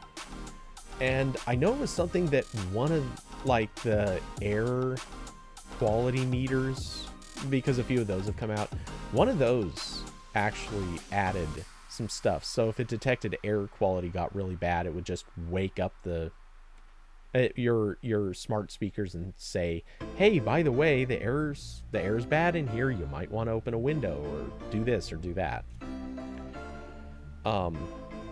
So yeah, they definitely added events. I think they also did it, I think they originally did it for like the security stuff, like someone's at the door, or your camera detected motion kind of things.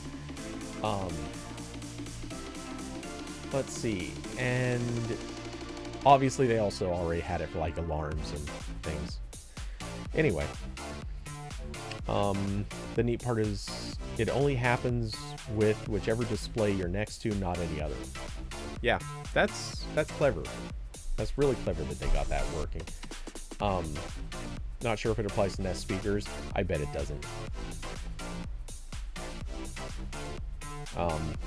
Anyway, so let's see, what else is going on? Well, screw it. Okay, just while I'm waiting, I'll pull it up anyway. For the Amazon, or my mention at the very start of the show when I said that I had something coming, it's not the most interesting thing in the world, but it's a color checker.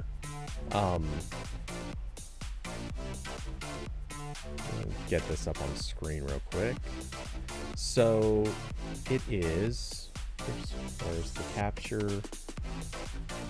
Wrong tab. Okay, there we go. That should be correct, I think. Yes, no. So, it is this thing.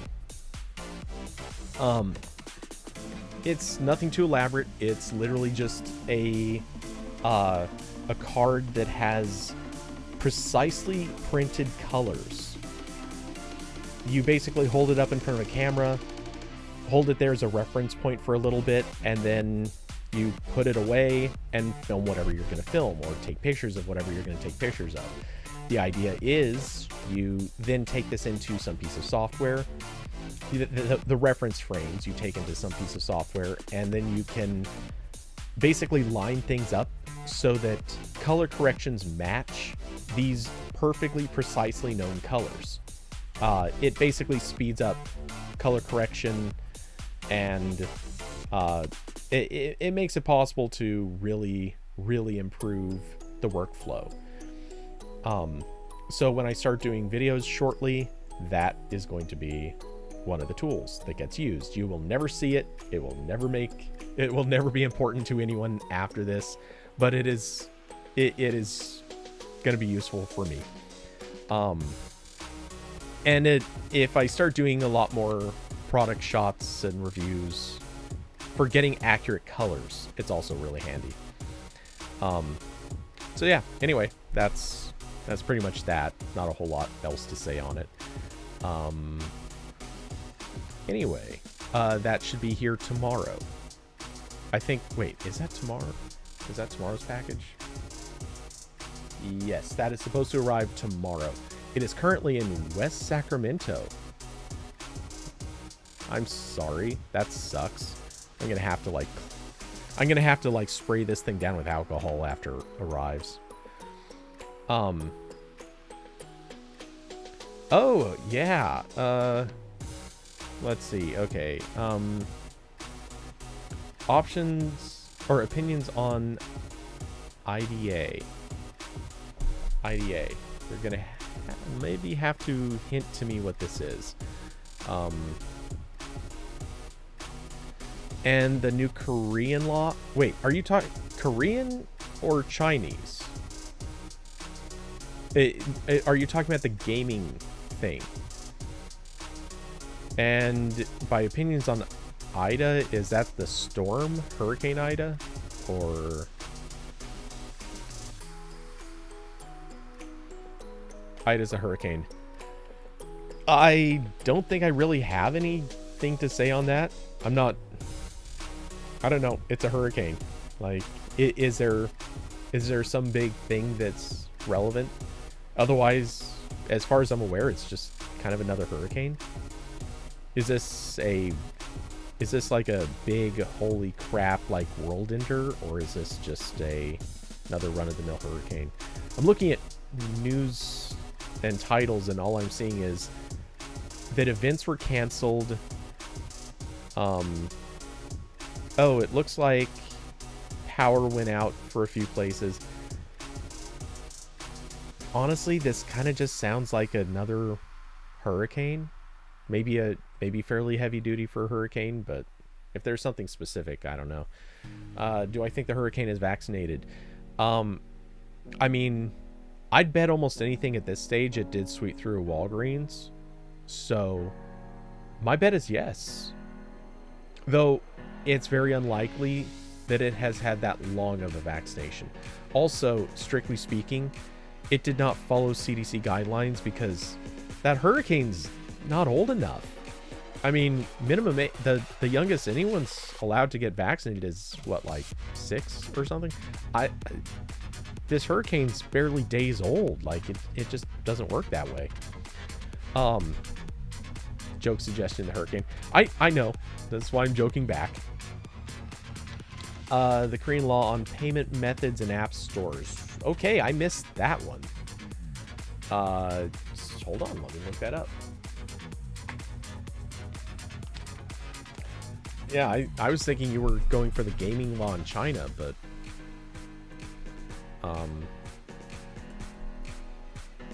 wow, Chrome is suddenly running very slow. Let's see. Korea App Store payment. That should be enough of a search. Hit news. And Apple and Google must allow developers to use payment systems. New Korean law declares. Thank you, Verge, for always being there. The two companies aren't happy. By the way, just for formality's sake, link in chat. Let's see. South Korea has passed a bill written to prevent major platform owners like Google and Apple from restricting app developers to built-in payment systems. The bill is now expected to be signed into law by President Moon Jae-in. Hopefully I didn't butcher that. Whose party championed the legislation. The law comes as a blow to Google and Apple, who both require in-app purchases to flow only through their systems, instead of outside payment processors, allowing the tech giants to collect a 30% cut. If tech companies fail to comply with the new law, they could face fines of up to 3% of their South Korean revenue. Okay, so I'm going to note a few things right off the bat. The very first thing that stood out to me is Amazon, as far as I'm aware, does not allow this either. Which I guess Amazon may not have. I don't know if Amazon has any App Store accessibility in Korea, but assuming that they do, Amazon will have to do something about this too. Technically, Microsoft is going to allow, or is going to have to change this. I wonder I wonder if this is also going to apply to things like Facebook, because Facebook, like services on Facebook, also require, at least last I recall, they also require that you use Facebook's systems for payment. So, you know, granted, those aren't technically apps that you run on your phone, but they are, like, the only difference we're talking about here is where they are physically running through. Does this apply to everyone equally, or is this really narrowly defined so it slaps just like Google and Apple? It strikes me. Also, on top of that, the other thing that jumps out at me, and I'm giving total credit to South Korea for this. Absolute 100% credit. Thank you, South Korea, for getting this one right. Unlike the EU, you're not saying we're going to take 3% of your global income. That's what the EU thinks it can do. They're full of crap. They can sit and spin on that one, because screw that noise. That is not how shit works. It pisses me off every time I see that. But yeah, you know, the money that you make in the country, sure, that seems like a fair penalty. So yeah, I have a feeling that's gonna probably change things there. I don't know that it really will change anything in the US, but the fact that one country's doing it likely is going to kind of force Apple and Google to start acknowledging that they have to do it other places too. And at a certain point, I think both companies knew that this was coming. That there was no way to win this, because no one's actually going to be on their side. Realistically, just no one's going to be on their side. Let's see. The way it's worded as well means that includes hardware revenues.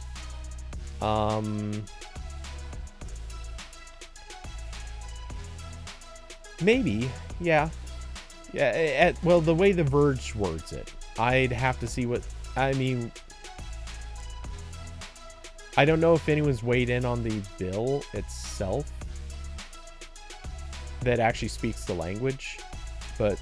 Or like, do we have formal confirmation that it's worded so it implies all revenue versus App Store revenue? Because that would also be interesting. Let's see. South Korea will not do anything that could mess with Samsung. Which, yeah, also Samsung has their own store. Though, correct me if I'm wrong, I don't think Samsung requires you to spin through their payment system, do they? I think they allow you to have, like, PayPal as a payment option. It's been so long since I've looked at Samsung's rules, so I don't actually remember. You know, let's see. Just out of curiosity, Samsung Galaxy Store payment methods? Sure. Can I purchase an app? That's, I'm pretty sure not what we're looking for, but hey.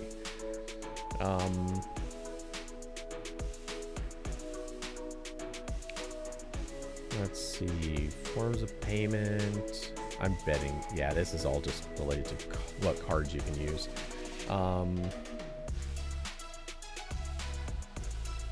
Okay, this is about using Samsung Pay to check out. That might mention something. It does not. Nope.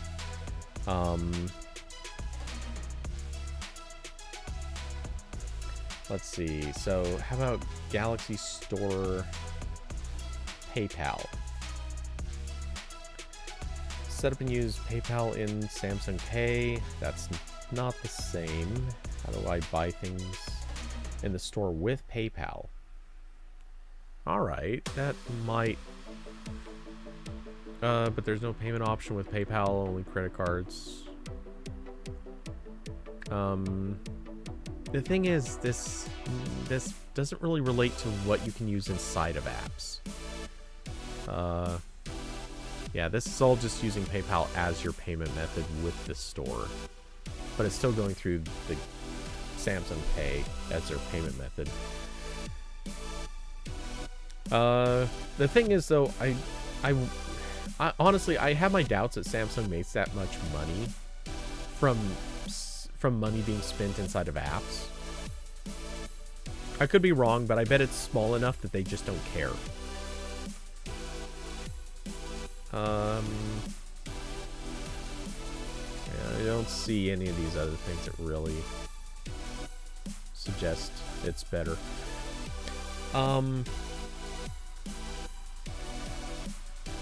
Wait, here we go. PayPal now accepted as payment method on Samsung apps and Samsung Hub stores. PayPal has announced that it now offered as a payment option on the Samsung apps and Samsung Hub stores.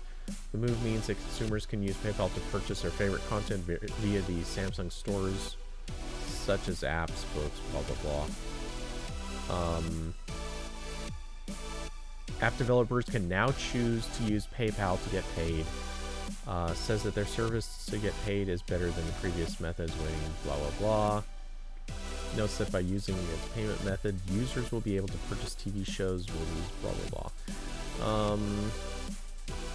No, but that's still describing it as a payment method for that stuff from Samsung.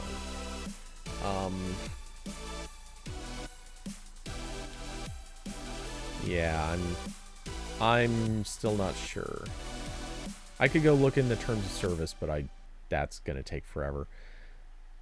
My question is, could an app in the Galaxy Store actually include the PayPal API, like their SDK, and actually just the money only goes straight to PayPal, completely bypasses the Galaxy Store? That's what I'm wondering. Let's see. I think more interesting is a country of economic consequences has done this, regardless of the specifics. Samsung probably benefits more from Apple, Google taking a hit more than they lose from this law. Yeah, that's actually true, especially since Samsung could now very possibly say, hey, developers, do you want to use Samsung Pay in your apps? I don't know if that's even a thing that they would offer, but there's a possibility that could actually help Samsung. You're right. Could be interesting. The law is an amendment to South Korea's Telecommunications Business Act, and it could have a large impact on how the Play Store and App Store do business globally. South Korea's National Assembly passed the bill on Tuesday. Neither company is happy about it. In a statement, Google defended its service fees, which it says helps keep Android free. I mean, that's a little bit of a sketch representation, but sure. And gives developers the tools and global platform to access billions of consumers around the world. Honestly, Google needs to just, as much as I think they're entitled to have some rules about this on their own store, I honestly think Google's better argument is just, look, we don't want scam operations running through the stores, and if people are, or if developers are going to do shady crap using other payment methods or payment services, we have no control over that. We can't do anything to help with that, and people are going to get mad if they got these apps from us. Like, that is actually, I think, a perfectly valid argument here. But yeah, here we are. Let's see. Just as it costs developers money to build an app, it costs us money to build and maintain an operating system and app store, a Google spokesperson said. We'll reflect on how to comply with this law while maintaining a model that supports a high-quality operating system and app store, and we will share more in the coming weeks. Oh, I just had an interesting thought about how this could play out. I don't know if this is legal, but what if Google effectively creates kind of like the red light district in the App Store? Like, just straight up says, hey, if you want to accept different types of payment, you can absolutely do that. But your app is going to have to go into this special restricted zone. And not restricted, but like, you know, it's very obviously like you are now going to label your app as unsecured and unprotected and so on and so forth.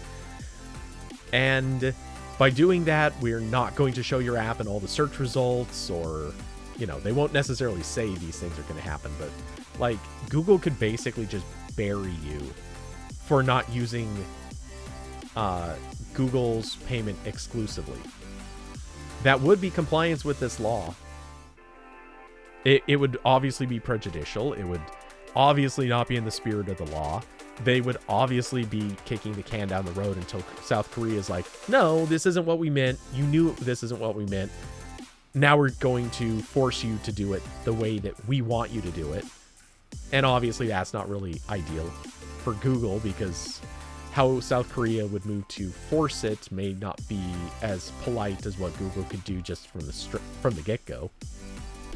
But hey, we'll see. A representative from Apple did not immediately respond to a request for comment from The Verge. However, prior to the law's passing, the company sent over the following statement. Quote, the proposed Telecommunications Business Act will put users who purchase digital goods from other sources at risk of fraud, undermine their privacy protections, make it difficult to manage their purchases, and features like Ask to Buy and parental controls will become less effective. We believe user trust in App Store purchases will decrease as a result of the proposal, leading to fewer opportunities for the over 482,000 registered developers in Korea who have earned more than 8.55 trillion Korean... It's not won, is it? I don't remember what the Korean currency is. But yeah. 482,000 registered developers in Korea. I wonder how many of those are actually active. Lobbyists for the two companies have reportedly argued to American officials that the Korean legislation violates a trade agreement as it seeks to control the actions of US-based companies. Good luck with that one. That's what trade agreements get you only so far. If you're operating on their land, you still have to follow their laws. And it does not control the actions of US-based companies outside of Korea. Not in the least. It only controls their actions inside of the country. So that is, yeah, they're not going to get anywhere with that argument. Not a chance. Let's see, Hoopy. Apple and Google teaming up to go full evil and comply by banning all in-app purchases in South Korea. Oof. That'd be brutal. Also, holy crap, would they be handing Samsung Galaxy Store the win? Oh my god, would that be... Like, say goodbye to your business and an entire country, because there is a competitor, and it would just demolish them. Samsung would just walk away with this. I bet Amazon would also probably jump on this too. I don't know if Amazon is in Korea, but they would probably launch their app store tomorrow if that happened, and they would be the first to say, "Sure, we'll make this happen for you. We'll let you do whatever the hell you want as long as you'll use us."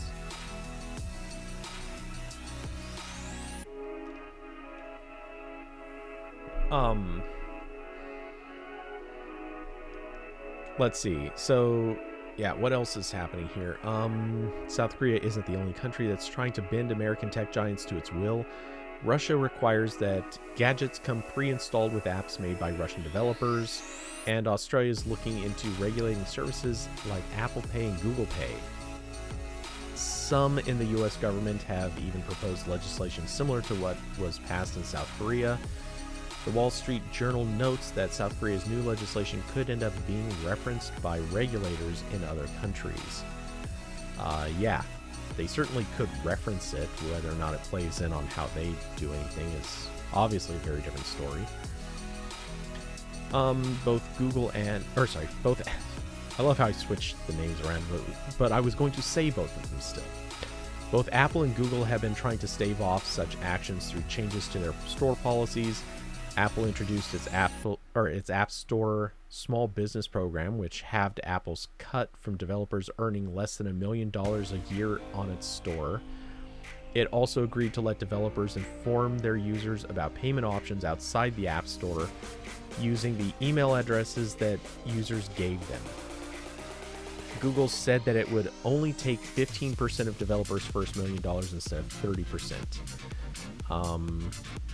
Both Apple and Google have faced legal challenges despite the changes, with the most notable coming from Epic Games. Epic argued, blah, blah, blah. We know all this. Okay. Hoopy. I don't know if people would scramble to Galaxy Phone's Galaxy Store just for IAPs outside of mobile gamers, which, granted, this is South Korea we're talking about. Yeah, exactly. That's kind of why he said it. Like, yes, there are obviously people who don't care, but it's notable. Here's a little bit of why I'm thinking this. First off, every gamer who is playing a free-to-plays, any of the obviously heavily in-app purchase monetized games, all of those they obviously, if this actually happened, and I don't think Google and Apple are going to go to that point, but if this were to happen, every single one, literally, they all would have to go over to the Galaxy Store. They would all have to buy Samsung phones. That would just be the end of that. Again, unless Amazon got involved, which obviously Amazon would happily get involved in this thing. Let's see. But the thing is, it's not just the gamers.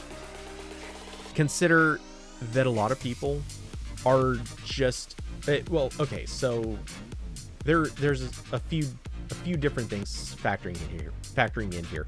It wouldn't just be gamers. It's going to be people who had to pay an in-app purchase to go from the free version of an app to the paid version of an app.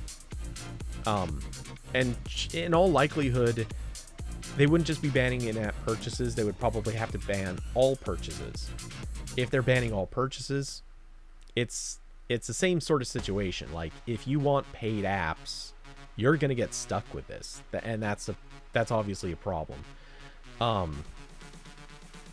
So in all likelihood, you would see a lot of people abandoning not just gamers, but a lot of people who need either professional versions of apps, or they just hate ads. They They need any of the various things that all would obviously have to go that route. Honestly, it is a lot of people, and it's a lot of circumstances.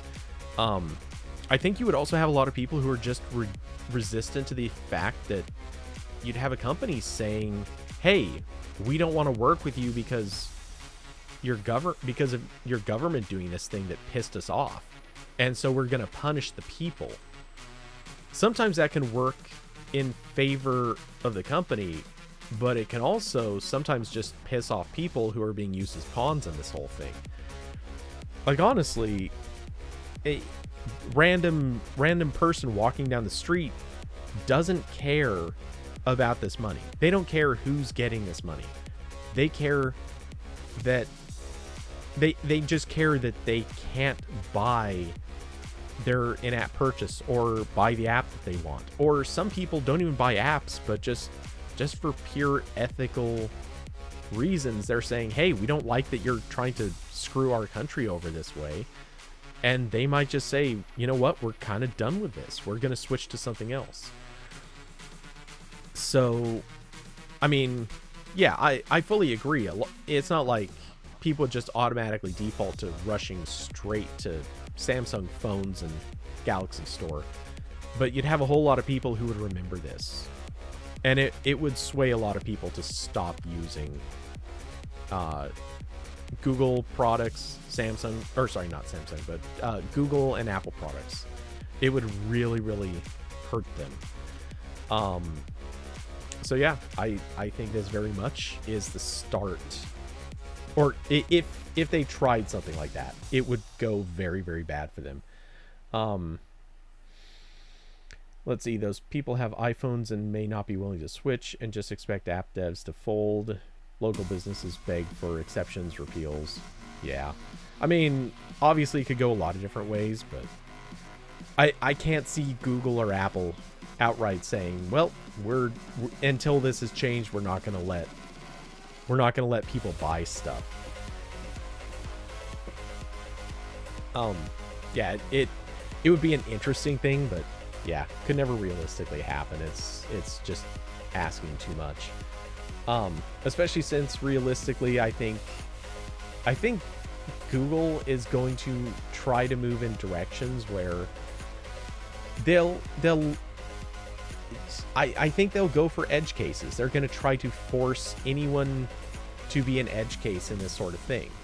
And by the time they change fee structures and maybe impose... The thing is, they could also do things like say, hey, we will 100% allow you to have other payment methods. However, like they could legally impose rules saying if you have another payment method, all money can be taxed coming through this payment method. How they would enforce that, I don't know. Honestly, that would be a failing idea right from the start, but they could add it to their terms and set those rules. They could also like I said before, have a policy that basically says, look, if you want to have other payment methods, you mark yourself as insecure and you become part of the red light district. And people can link to your app.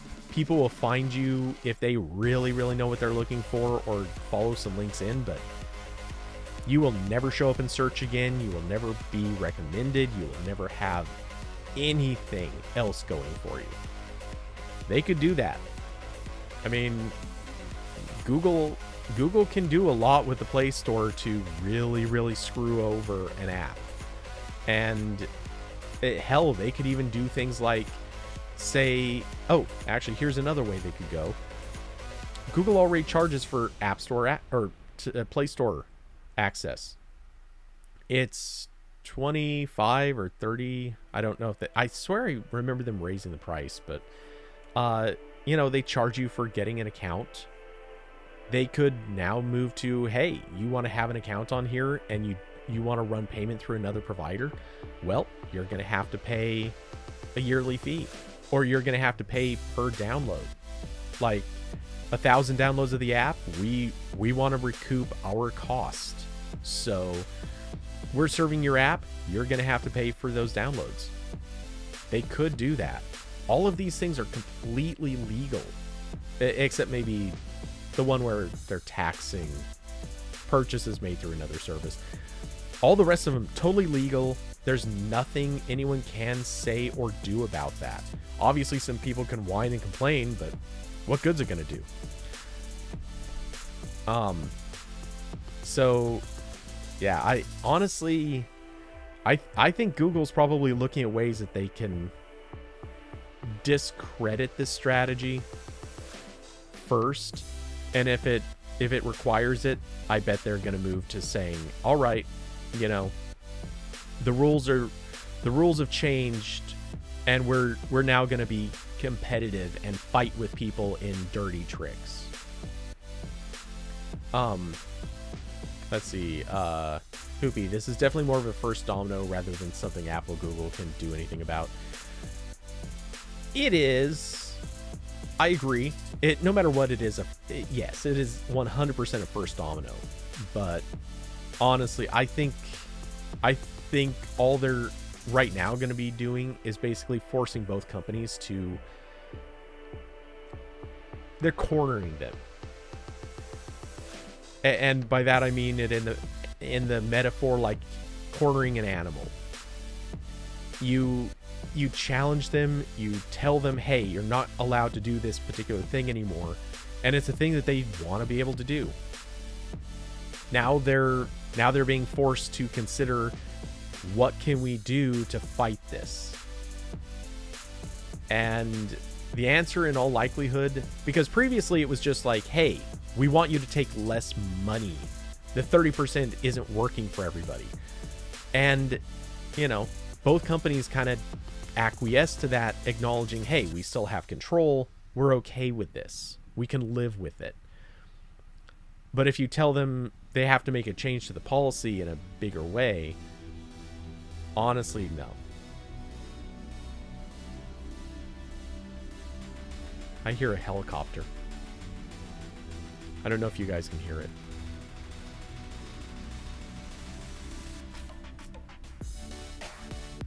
Actually, you probably can't with the music playing.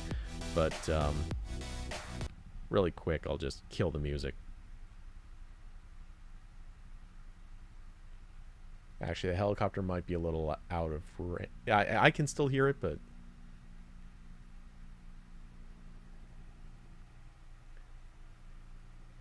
Huh. Yeah. Anyway. So, yeah, I was watching the Yeti levels, and it looks like you probably weren't hearing anything. So anyway, yeah, I feel like they're cornering Google and Apple in that way, that they're going to have to start fighting back, and when they start fighting back, it's probably going to get really vicious, and they're going to use some really sneaky tactics to do it. Because now you're taking control away from them. It's not just changing how much money they're getting. You're changing how they can get money, and saying you can't even get money out of this source or that source. That's the problem. Anyway, let's see. I think Google's comment implies that they have some plan they're working on. Your red light idea seems like the kind of thing they'd want. I have a feeling it is. Either that, or again, charging people to be in the store at all, which, like I said, per download, that's, you know, imagine if everyone's getting Fortnite, for example, and sure, hey, Epic can make obviously billions of dollars off of Fortnite, but what if Google's sitting right there saying, hey, sure, we're not making the crazy amount we were, but we're still charging you per gigabyte or whatever of downloads, and every time you update the game, and every time there's any new download, we're charging you.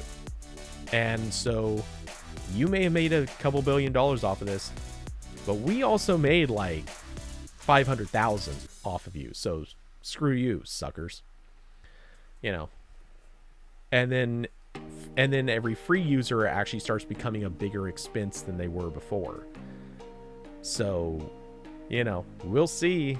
That's where things start getting ugly. Let's see, you said requiring payment processors work through Google Pay API UI where Google can control the experience and steer users away is also an idea. I think this specifically prohibits that, the South Korean law. I could be wrong, but payment processor, yes, technically it's not the same payment method, but I would expect payment processor is probably also part of the language. I could be wrong, I'm just guessing, but, you know, it is what it is. So no custom payment UI, only custom engines behind it. Maybe. I don't know. I'm questioning of that. Though it is possible. This could be an interesting way to go. Google could make it so that they could add an API that says any other payment method or processor has to pass through this API and make it a system-wide thing.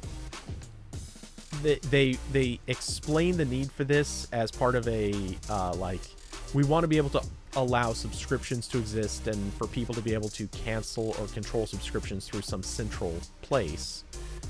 They could have that as a policy because that does exist in the Play Store already.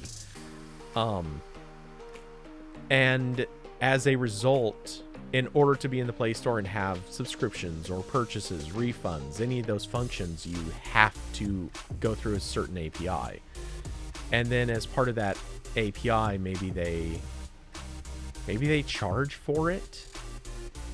Maybe they charge for hits against the API. Maybe they charge based on the amount in there as like a liability or insurance situation.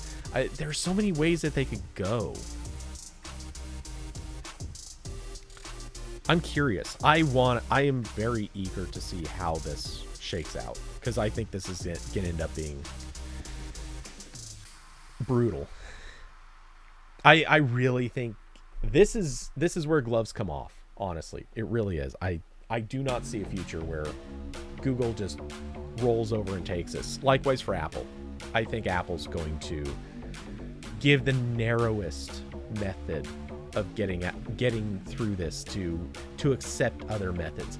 Like obviously this thing they have now where you cannot tell developers you can't tell users about a way to pay for things in your app in the app. That's not an option. You can email them. You have to take their email, physically send people emails saying, hey, by the way, just letting you know, you can also use this other payment method. No, I mean, like that is the stupidest offer. Which, by the way, this is not like a force. This isn't a policy yet. It's something that they're offering as a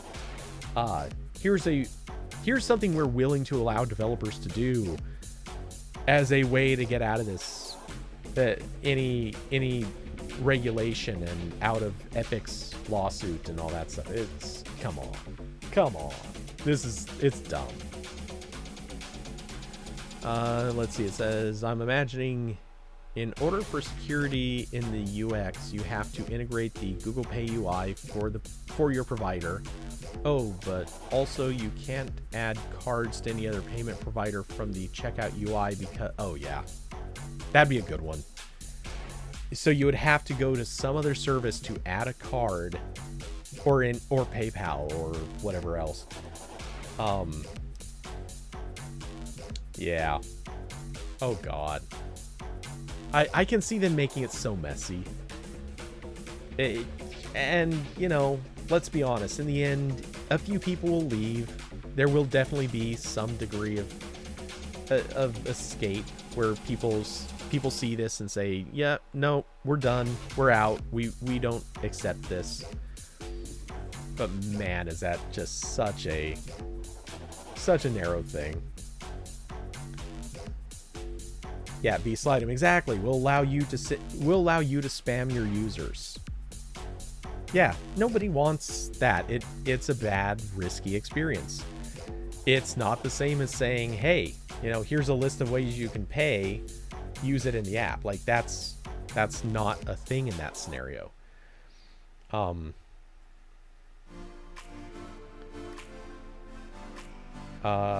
Let's see, Hoopy. So no customer is required to use Google Pay for the method, but Google Pay is required to be an option, and it's a hassle for end users to use any other method. Yeah.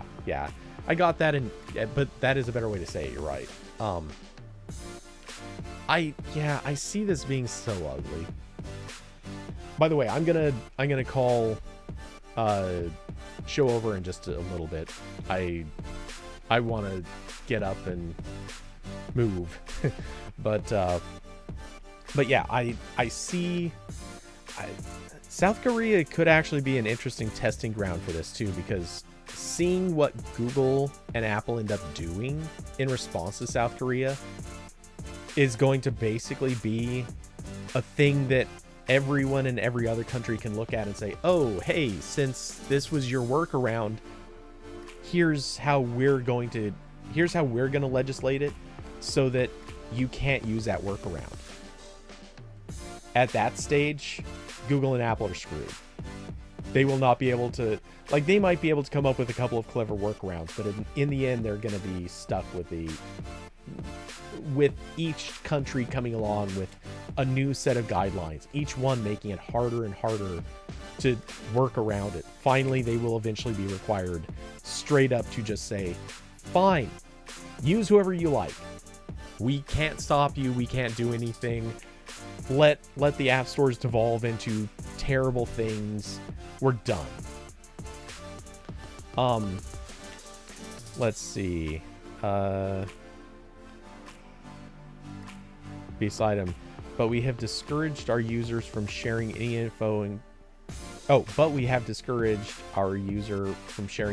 including email addresses. In words, they can discourage that. I don't think they could forcibly do that unless everything has to travel through some restricted API. But then here's the thing, they won't be able to do that. At a bare minimum, they cannot restrict the sharing of personal info because there's actually a very specific thing here. Credit card companies, in order to perform fraud protection, need to be able to get that data. If you're going through, let's say, let's just say for a second, we're going to invent a whole chain here just to make this make sense. Let's say that some website wants to use a new imaginary company that is a new payment management system, whatever. Who cares? Imagine it being like PayPal, but it's not PayPal. So new thing pops up. Their credit card processor is CC Bill. We're just going to use them because they exist. And somebody puts in a card that is, I don't know, let's just say any Visa or MasterCard or whoever, it doesn't matter. So they want to use this other payment service. Let's just call it, I don't know, let's call it RamblePay. It's stupid, but it's funny. So someone wants to come in and use RamblePay. Cody Bucks. And Cody Bucks uses CC Bill to handle the actual processing of the credit card. And you're going to use your Cody branded Visa. So, Google could allow you, or could require you to use some API that they designate. And all of the payments do have to, at least for basic functionality, they're required to go through some API. That API goes back to, first, it would go back to the RamblePay service. Yeah, so purchase in the app, API, RamblePay service, that goes to CC Bill for the processing. CC Bill basically does processing and passes it on to the credit card company. Now, both CC Bill and the credit card company are going to perform fraud verification. And in the process of fraud verification, they are going to need that personal info. And they're going to need to know who, like, what, all, they're going to need to know a lot of the details about what this transaction is. They will never, ever accept a version of this that does not involve that information getting passed back. So the developer themselves might not get it, which, okay, fine. That's already a common restriction in a lot of stuff. But the payment service absolutely will get it. They have to. And there's really no version where they don't. Beside them, Apple privacy settings. Apple has the data. They handle billing. They don't have to share that info with devs. Yeah. And Google has the same thing. They basically share almost nothing with developers. Technically, I think you might still get an email address, but I don't know. I think even that may have actually been removed. I have to check. I haven't none of my apps have been available for download for so long that I don't know if that's still a thing. Let's see. Do I not pay Corbin for appearing in Cody Bucks? Corbin has no involvement in Cody Bucks. We are legally separate entities. But I have heard that Cody Bucks can be bought with Corbin Bucks for a 2-to-1 rate. Anyway, so let's see, slide them. So devs in theory could not have the email addresses to send the emails. That's very likely true, though devs can ask users for email addresses. They're free to do that. And if devs want to, or if users want to give their email addresses to the developers, they're totally free. Let's see. Apple Pay requires passing transaction data for fraud detection, but all are flagged because, in Apple's opinion, only fraudulent activity wouldn't use Apple Pay. I mean, yeah. Asking them not to use Apple Billing. Yeah. So yeah, all the privacy stuff would obviously become new issues. And this, by the way, is why I'm saying Google would likely call all of this kind of a red light district. Like, hey, we do not guarantee privacy. We do not guarantee, well, not that they guarantee privacy before, but Google can basically say, we give you no guarantees. We cannot protect a lot of this stuff. We cannot put our name on the security of a lot of these things. So if you want to download this app, just know that we do not protect it. There is no security, no nothing. Like, you're on your own. And that's going to scare a lot of people.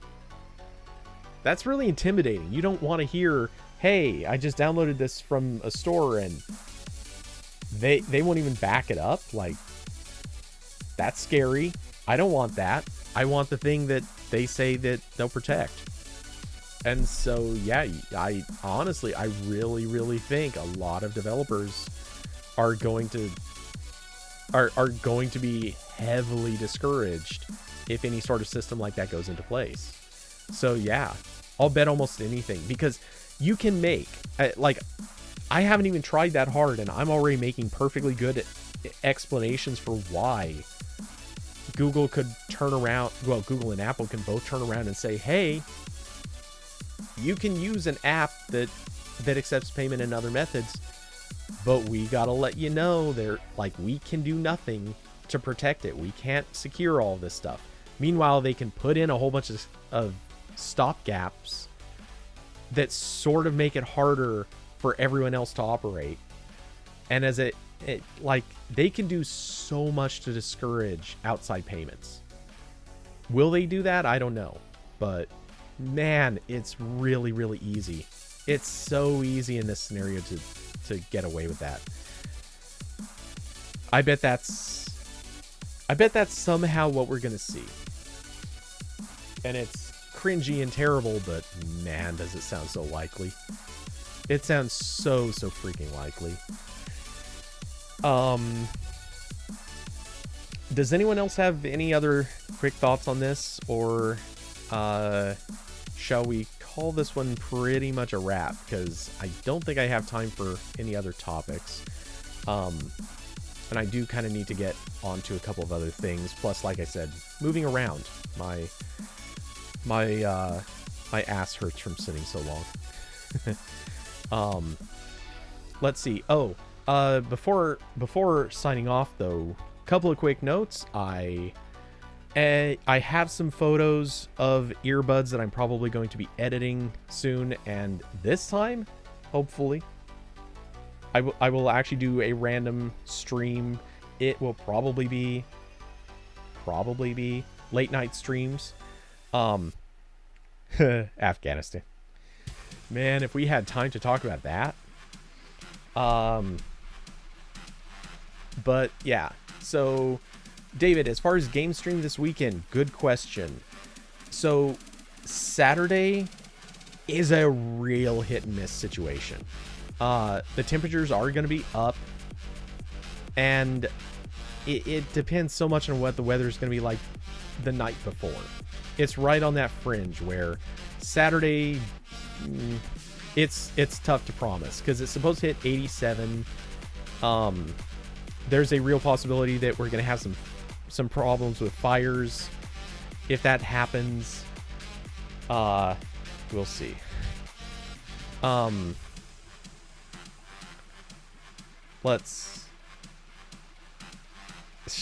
Do you think IDA's in favor of the Afghanistan situation?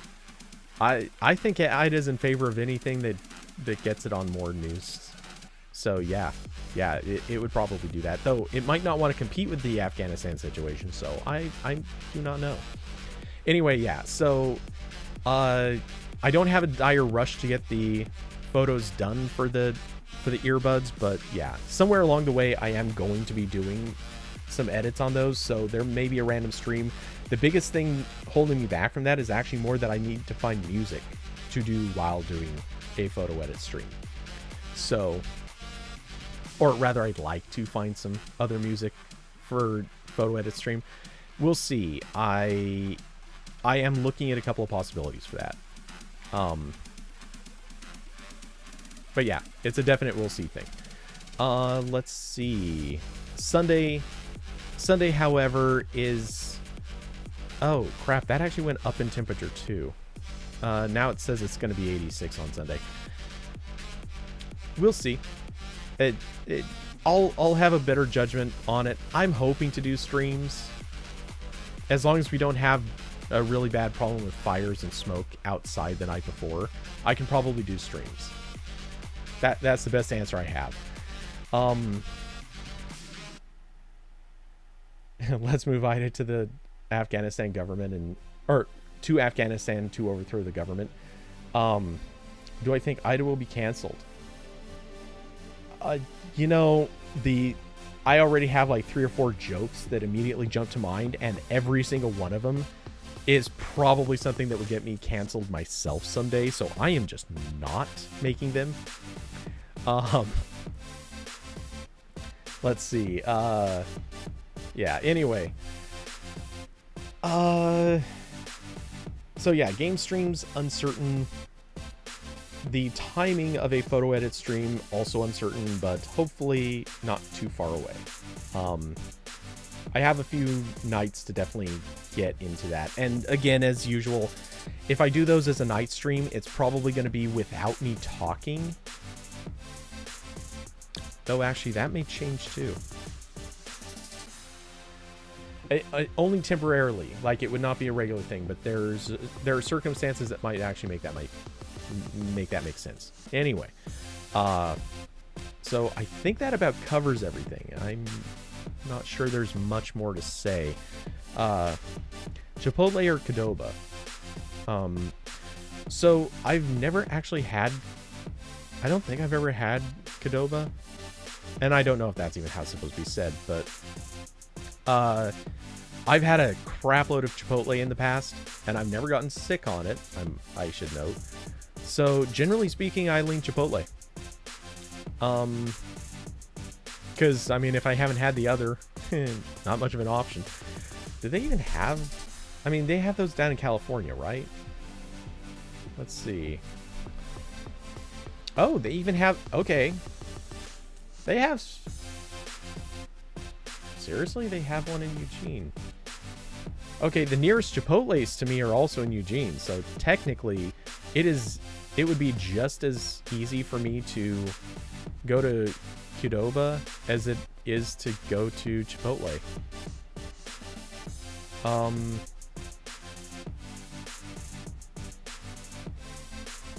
Yeah, maybe one of these days I'll oh god, how much of a copy can they make?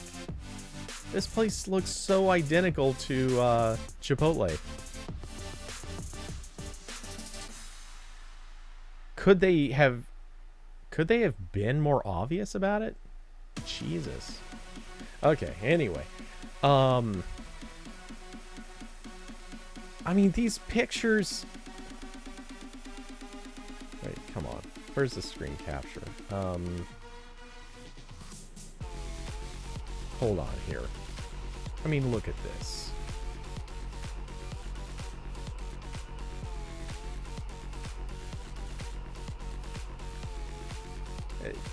If someone showed me a picture of this and said it was Chipotle, I'd believe them. I'm just saying, like, this is... Come on now. Come on.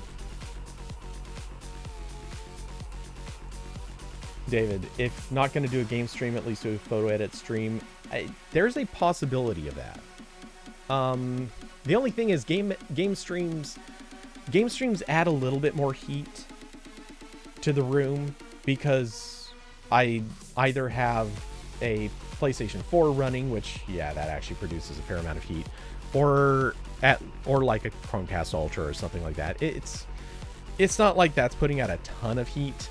The big heat producer is actually the laptop, and it's the laptop running OBS that is the thing causing the heat, the highest heat production, and for the fans to kick on and all that stuff. So, yeah, I don't think a photo edit stream is even really all that different in terms of heat production. Maybe a little bit less, but not by much. Yeah, like right now, the, okay, it's not terrible, but, oh, here it is. Yeah, if I put my hand on a certain part of the MacBook Pro up above the touch bar, there's a spot on the right side. If you put your fingers there, I mean, it's not terrible, but it's pretty hot. And the fans in the laptop are hot. And I also have a desk fan, actually, literally. Hold on. Let's switch. Come on. Cable. So, I mean, I literally have a desk fan pointed at my laptop. Literally a foot away from my laptop. Not even a foot. That's how I'm cooling the laptop. Not the greatest situation. I need a new... And this is a fairly new MacBook Pro, but this is part of the reason I'm really looking forward to the new MacBook Pros coming out with Apple Silicon, because in theory, maybe that will solve a lot of this. Hopefully. It'd be really, really nice if it does. Anyway, yeah, let's see. All right, little bit of talk about Chipotle and Qdoba. Missed the orange queso from Chipotle. Yeah, I don't think I ever had that. I never actually got queso on anything when I went to Chipotle. I would get cheese, like the shredded cheese, but I never got any of their queso. me and my damn heat. You get the orange queso on the tacos from Chipotle. See, I also didn't get tacos from Chipotle. Me, I'm full-scale burrito bowl. Give me burrito bowl. I mean, I'm not opposed to eating a regular burrito or some of the other stuff, but burrito bowl's the best. Love it. Hopefully September is a bit cooler. It will be. I mean, not to say there might not be like some random warm days, but man, I'm fully expecting it to drop in temperature into good territory. David doesn't, you don't understand burrito bowl. What do you not get? It is all the ingredients that would go in a burrito minus the shell, but all just done up as a salad, so you eat with a fork. Like, and typically you're getting more out of a burrito bowl than you would if you got the burrito itself. The only thing is it's arguably a little less portable, I guess, but it's also, in my opinion, cleaner to eat.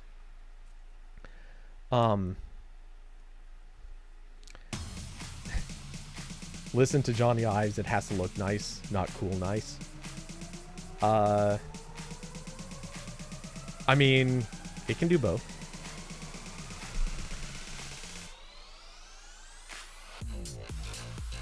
Like, WTF do I with a soggy tortilla as a bowl? Wait, whoa. Are you thinking of those, I'm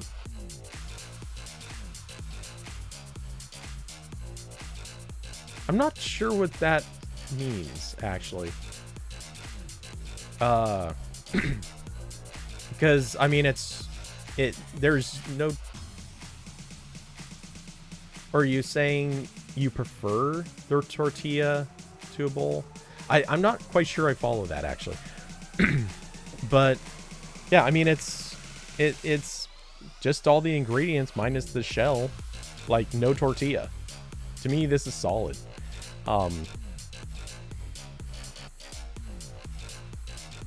The next stream, Cody compares burrito bowls. I mean, hey, if I can get a couple companies to send them to me, I'd do it. I always talked about doing a mukbang.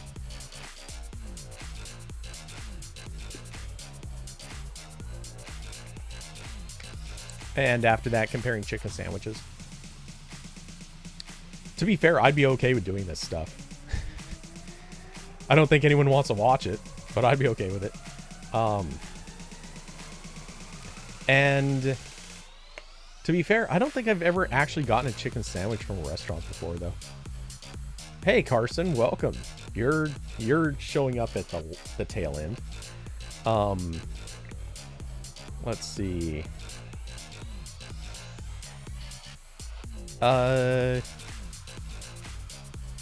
Curvy says it's in a tin bowl. Strictly speaking, it's only a tin top. The bowl itself is like just thick cardboard stuff, or more that pressed paperboard kind of stuff. Either way, I mean, it's just a regular bowl. It's not like you're soaking through it or anything. B-slide and burrito guy, tortillas are doughy, but definitely not a salad though. I mean, when I describe the burrito bowl as being like a salad, I mean, it's just literally you eat it the same way you eat a salad. Obviously, it's not actually a salad. I'm not sure if that's what you meant or not, but and I actually do eat salads. Lately, I've been eating a lot of them, but yeah, I don't know. I'm okay with salads. Not really a fan, but I don't hate them. And it depends. For me, I'm down with burritos, but from Chipotle, I prefer the bowls. I can also eat burritos from other places, or actually I choose burritos from other places a lot of times, but I don't know. To me, it's just the difference between throwing a tortilla or not. Let's see. Yeah, David Lama, chances are if you go to a Chipotle, just watch how they make the bowls, because I don't know how, I'm just guessing, but I'd be willing to bet, I want to say like 40%, 30 to 40% of what gets made at Chipotle is the bowls. All the time, I constantly see them making bowls every time I go in. Just watch how they make it. It's literally, instead of flopping down a tortilla, they're just taking a paper dish, or pressed hard paper dish. I say paper, but realistically it's like hard cardboard. It's pretty heavy duty stuff. Anyway, they're just taking a dish instead of flopping down a tortilla, filling it with the exact same ingredients, just like, you know, it'd be like going through Subway and getting a wrap instead of a sandwich. And at the end, they throw a metal top on top of the bowl, so you've got a lid. That's it. Let's see. Do you guys have Hot Heads? It's a low-budget Chipotle. I've never heard of Hot Heads. David Lama, why is it called a burrito? Wouldn't it just be a salad? I think calling it a salad would mean fewer people would buy it. It's just my guess. I think they call it a burrito bowl just because it's the ingredients that would go in a burrito, but in a bowl. Like, that's it. I think that's their logic. Yeah, try it next time. Never had it. Judging it pretty hard. Honestly, the best way I have to say it is, imagine getting a burrito from Chipotle, unwrapping it, and eating it with a fork. It literally, that's it. That's all it is. And just refrain from eating the tortilla. 100%, that's all it is. It's super, super uninteresting, as it were. Let's see. Kava is better. I've never heard of Kava.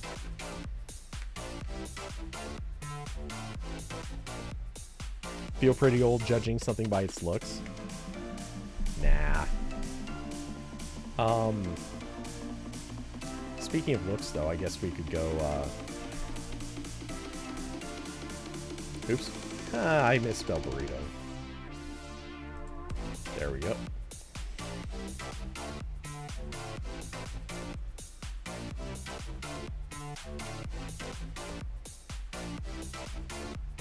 I love how the pictures, I guess none of these are actually going to be,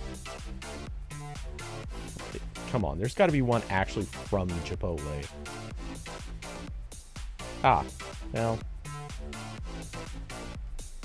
yeah, I mean, hard paper bowl, nothing too surprising here, and then that's the tin lid off to the side. Yeah, and then again, it's just all the same ingredients you would stick in a burrito. Kava is like Chipotle, but Mediterranean ingredients. Sign me the hell up. I want this. I want this in my life. Okay, let's see. Kava Eugene? What? Oops. No, not Kaffa. Any chance Kava bar? I'm thinking that's not the same thing.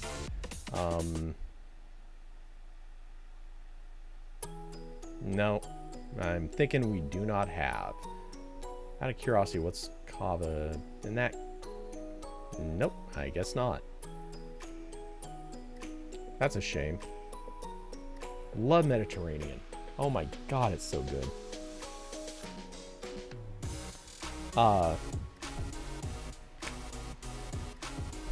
Maybe.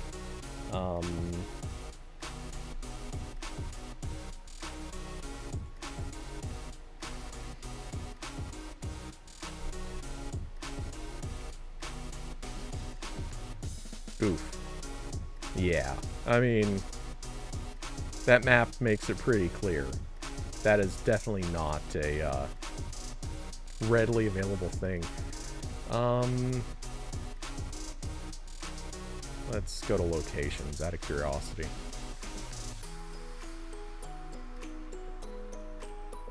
Yeah, okay, it's definitely not in all the states, so they do not have it in any of the states bordering me except California, and it's all Southern California, I think, from that map.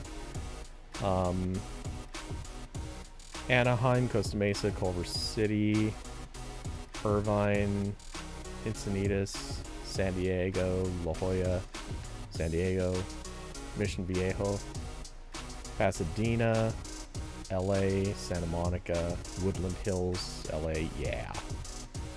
They have a few in Texas, NYC. I haven't been to Cali in so long. No. I wish. I would love to be headed down to California sometime when there's not a crazy rampaging pandemic going on that's screwing everything up. But yeah.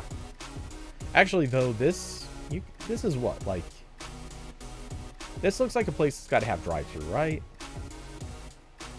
Maybe not drive-thru, but like, you got to be able to pick things up. Oh god, that looks good.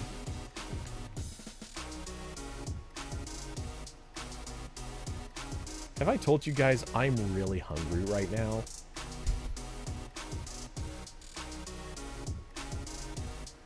I don't do the thing where I look at food and suddenly get hungry, but when I am hungry and I look at food, it's like, okay, this ain't fair. I'm unhappy with this situation.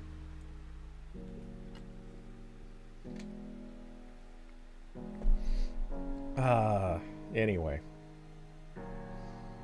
Hurry up, drive to Chipotle. Yeah, that's only about an hour and a half to get there.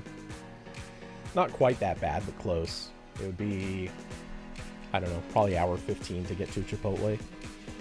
Not worth it.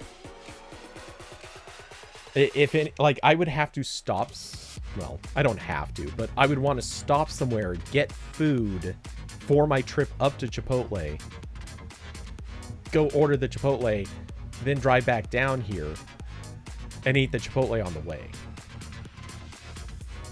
And yes, I am a terrible human being who absolutely will eat Chipotle on the drive. Which, by the way, I don't think anyone can realistically do that with a Chipotle burrito. I mean, you could kind of get there. You could vaguely, maybe, sort of, safely eat Chipotle burritos on a drive. But man, burrito bowl, nah. 100% you can eat that on a drive. I mean, you gotta be careful with the first few bites so you don't cause it to spill out somewhere, but yeah, after that, like, burrito, set it on your leg, or the burrito bowl, you set it down on your leg, you got a fork sticking out. Whenever it's safe, spoon up a little, take a bite, you're good to go. I don't recommend this, but it is a thing. You can totally do it. I need to move to civilization. Yeah, I know. I used to live in Vegas. I mean, I certainly figured out that was a thing I should do. And yes, I am in the middle of nowhere. The nearest Walmart is a 30-minute drive. And it's not because it's 30 minutes through traffic. It's 30 minutes through miles. Like, that is a trip.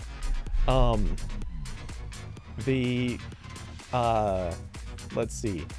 Technically, the nearest Subway, I can get to a Subway in just like 12 minutes. Very notably, this is all driving like 55, 60 miles an hour. So it's miles.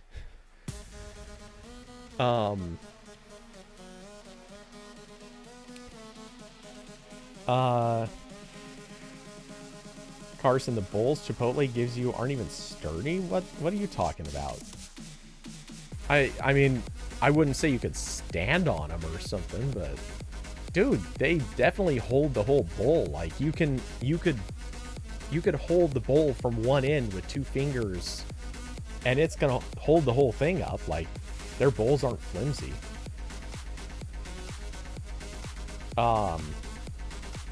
And David, how do you live in the boonies? No wonder you see all the Trumpers.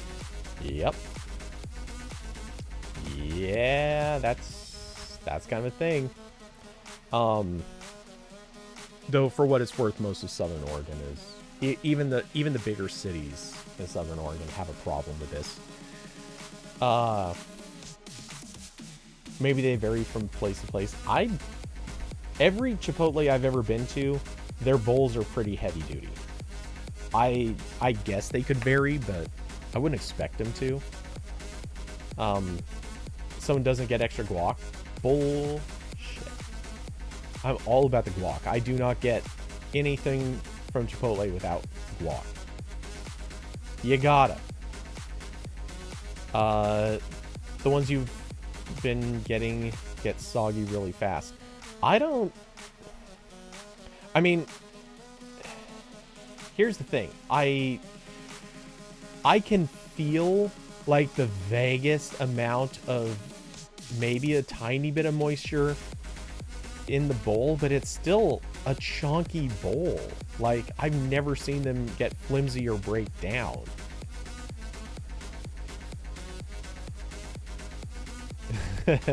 Yeah, bowels are flimsy here too. Yikes. Yeah, definite yikes. But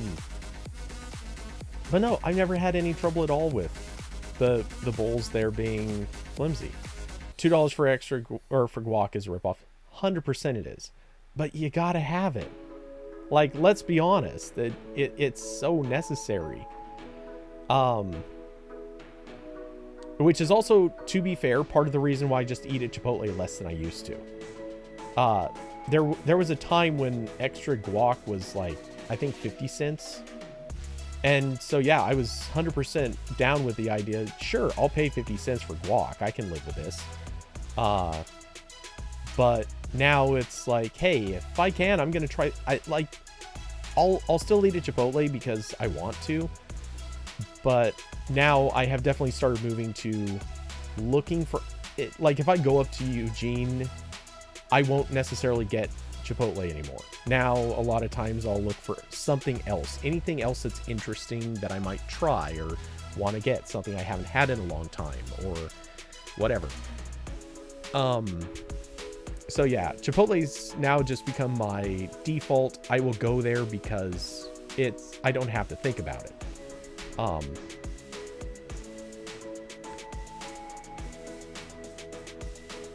You gotta have guac, man. It's so good. But yeah, the thing is, a lot of times, like, I'll drive up, I'll get a burrito bowl. As I drive down, I eat about half of it, and then I throw the other half in the fridge and eat it later. And I've never had a bowl break down like this. They don't fall apart on me at all. I'm honestly a little curious, like, what's going on with the place you're getting them. Like, are they maybe putting too much liquid in there?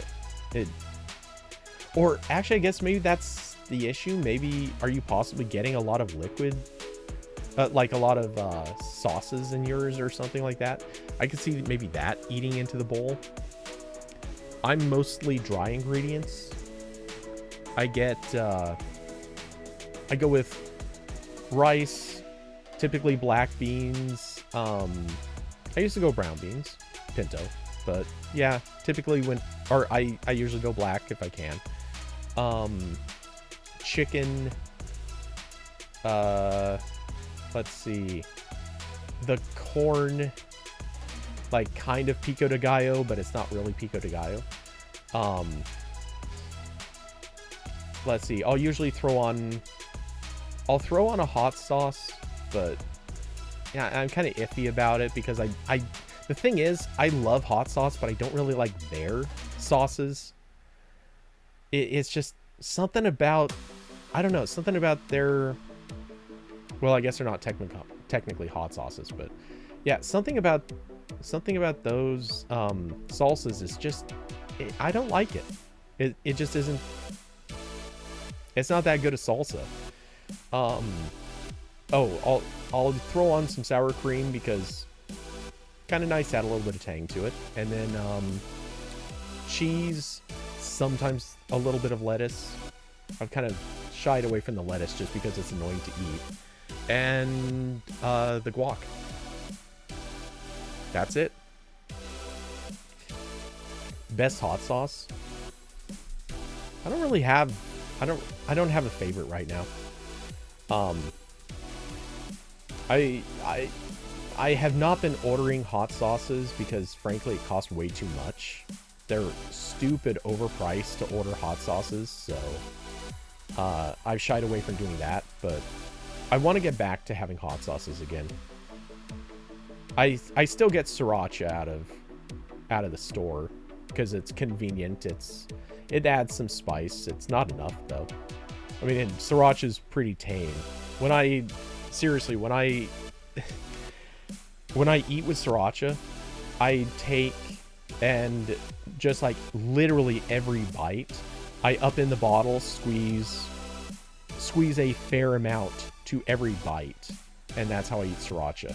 I go through the big bottles, like I think a big bottle takes me maybe 2 to 2.5 weeks to get through, and that's very notably I'm not eating with every meal.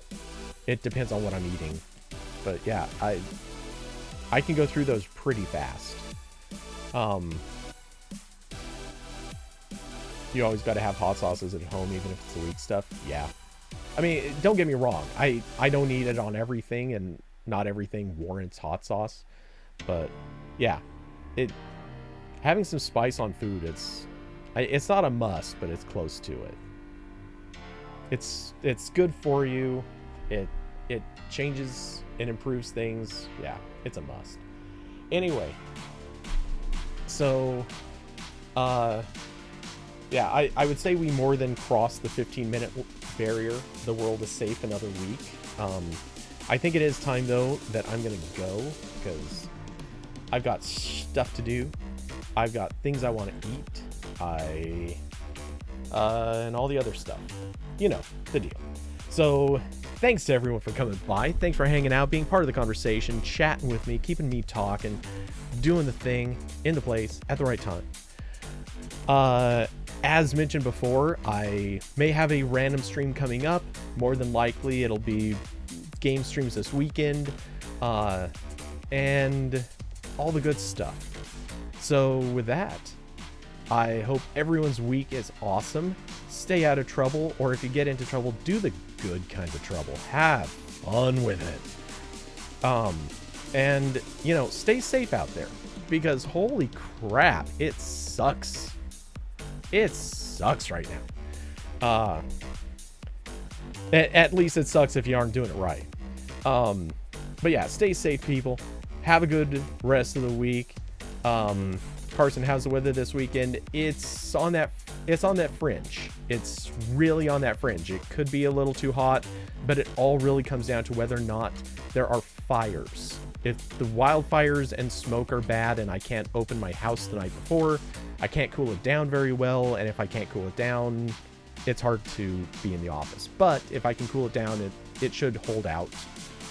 So it largely depends on how Friday night goes. That's the answer for this weekend's weather situation. Anyway, so with that, take it easy, everyone. I will see you soon, and good night, everybody.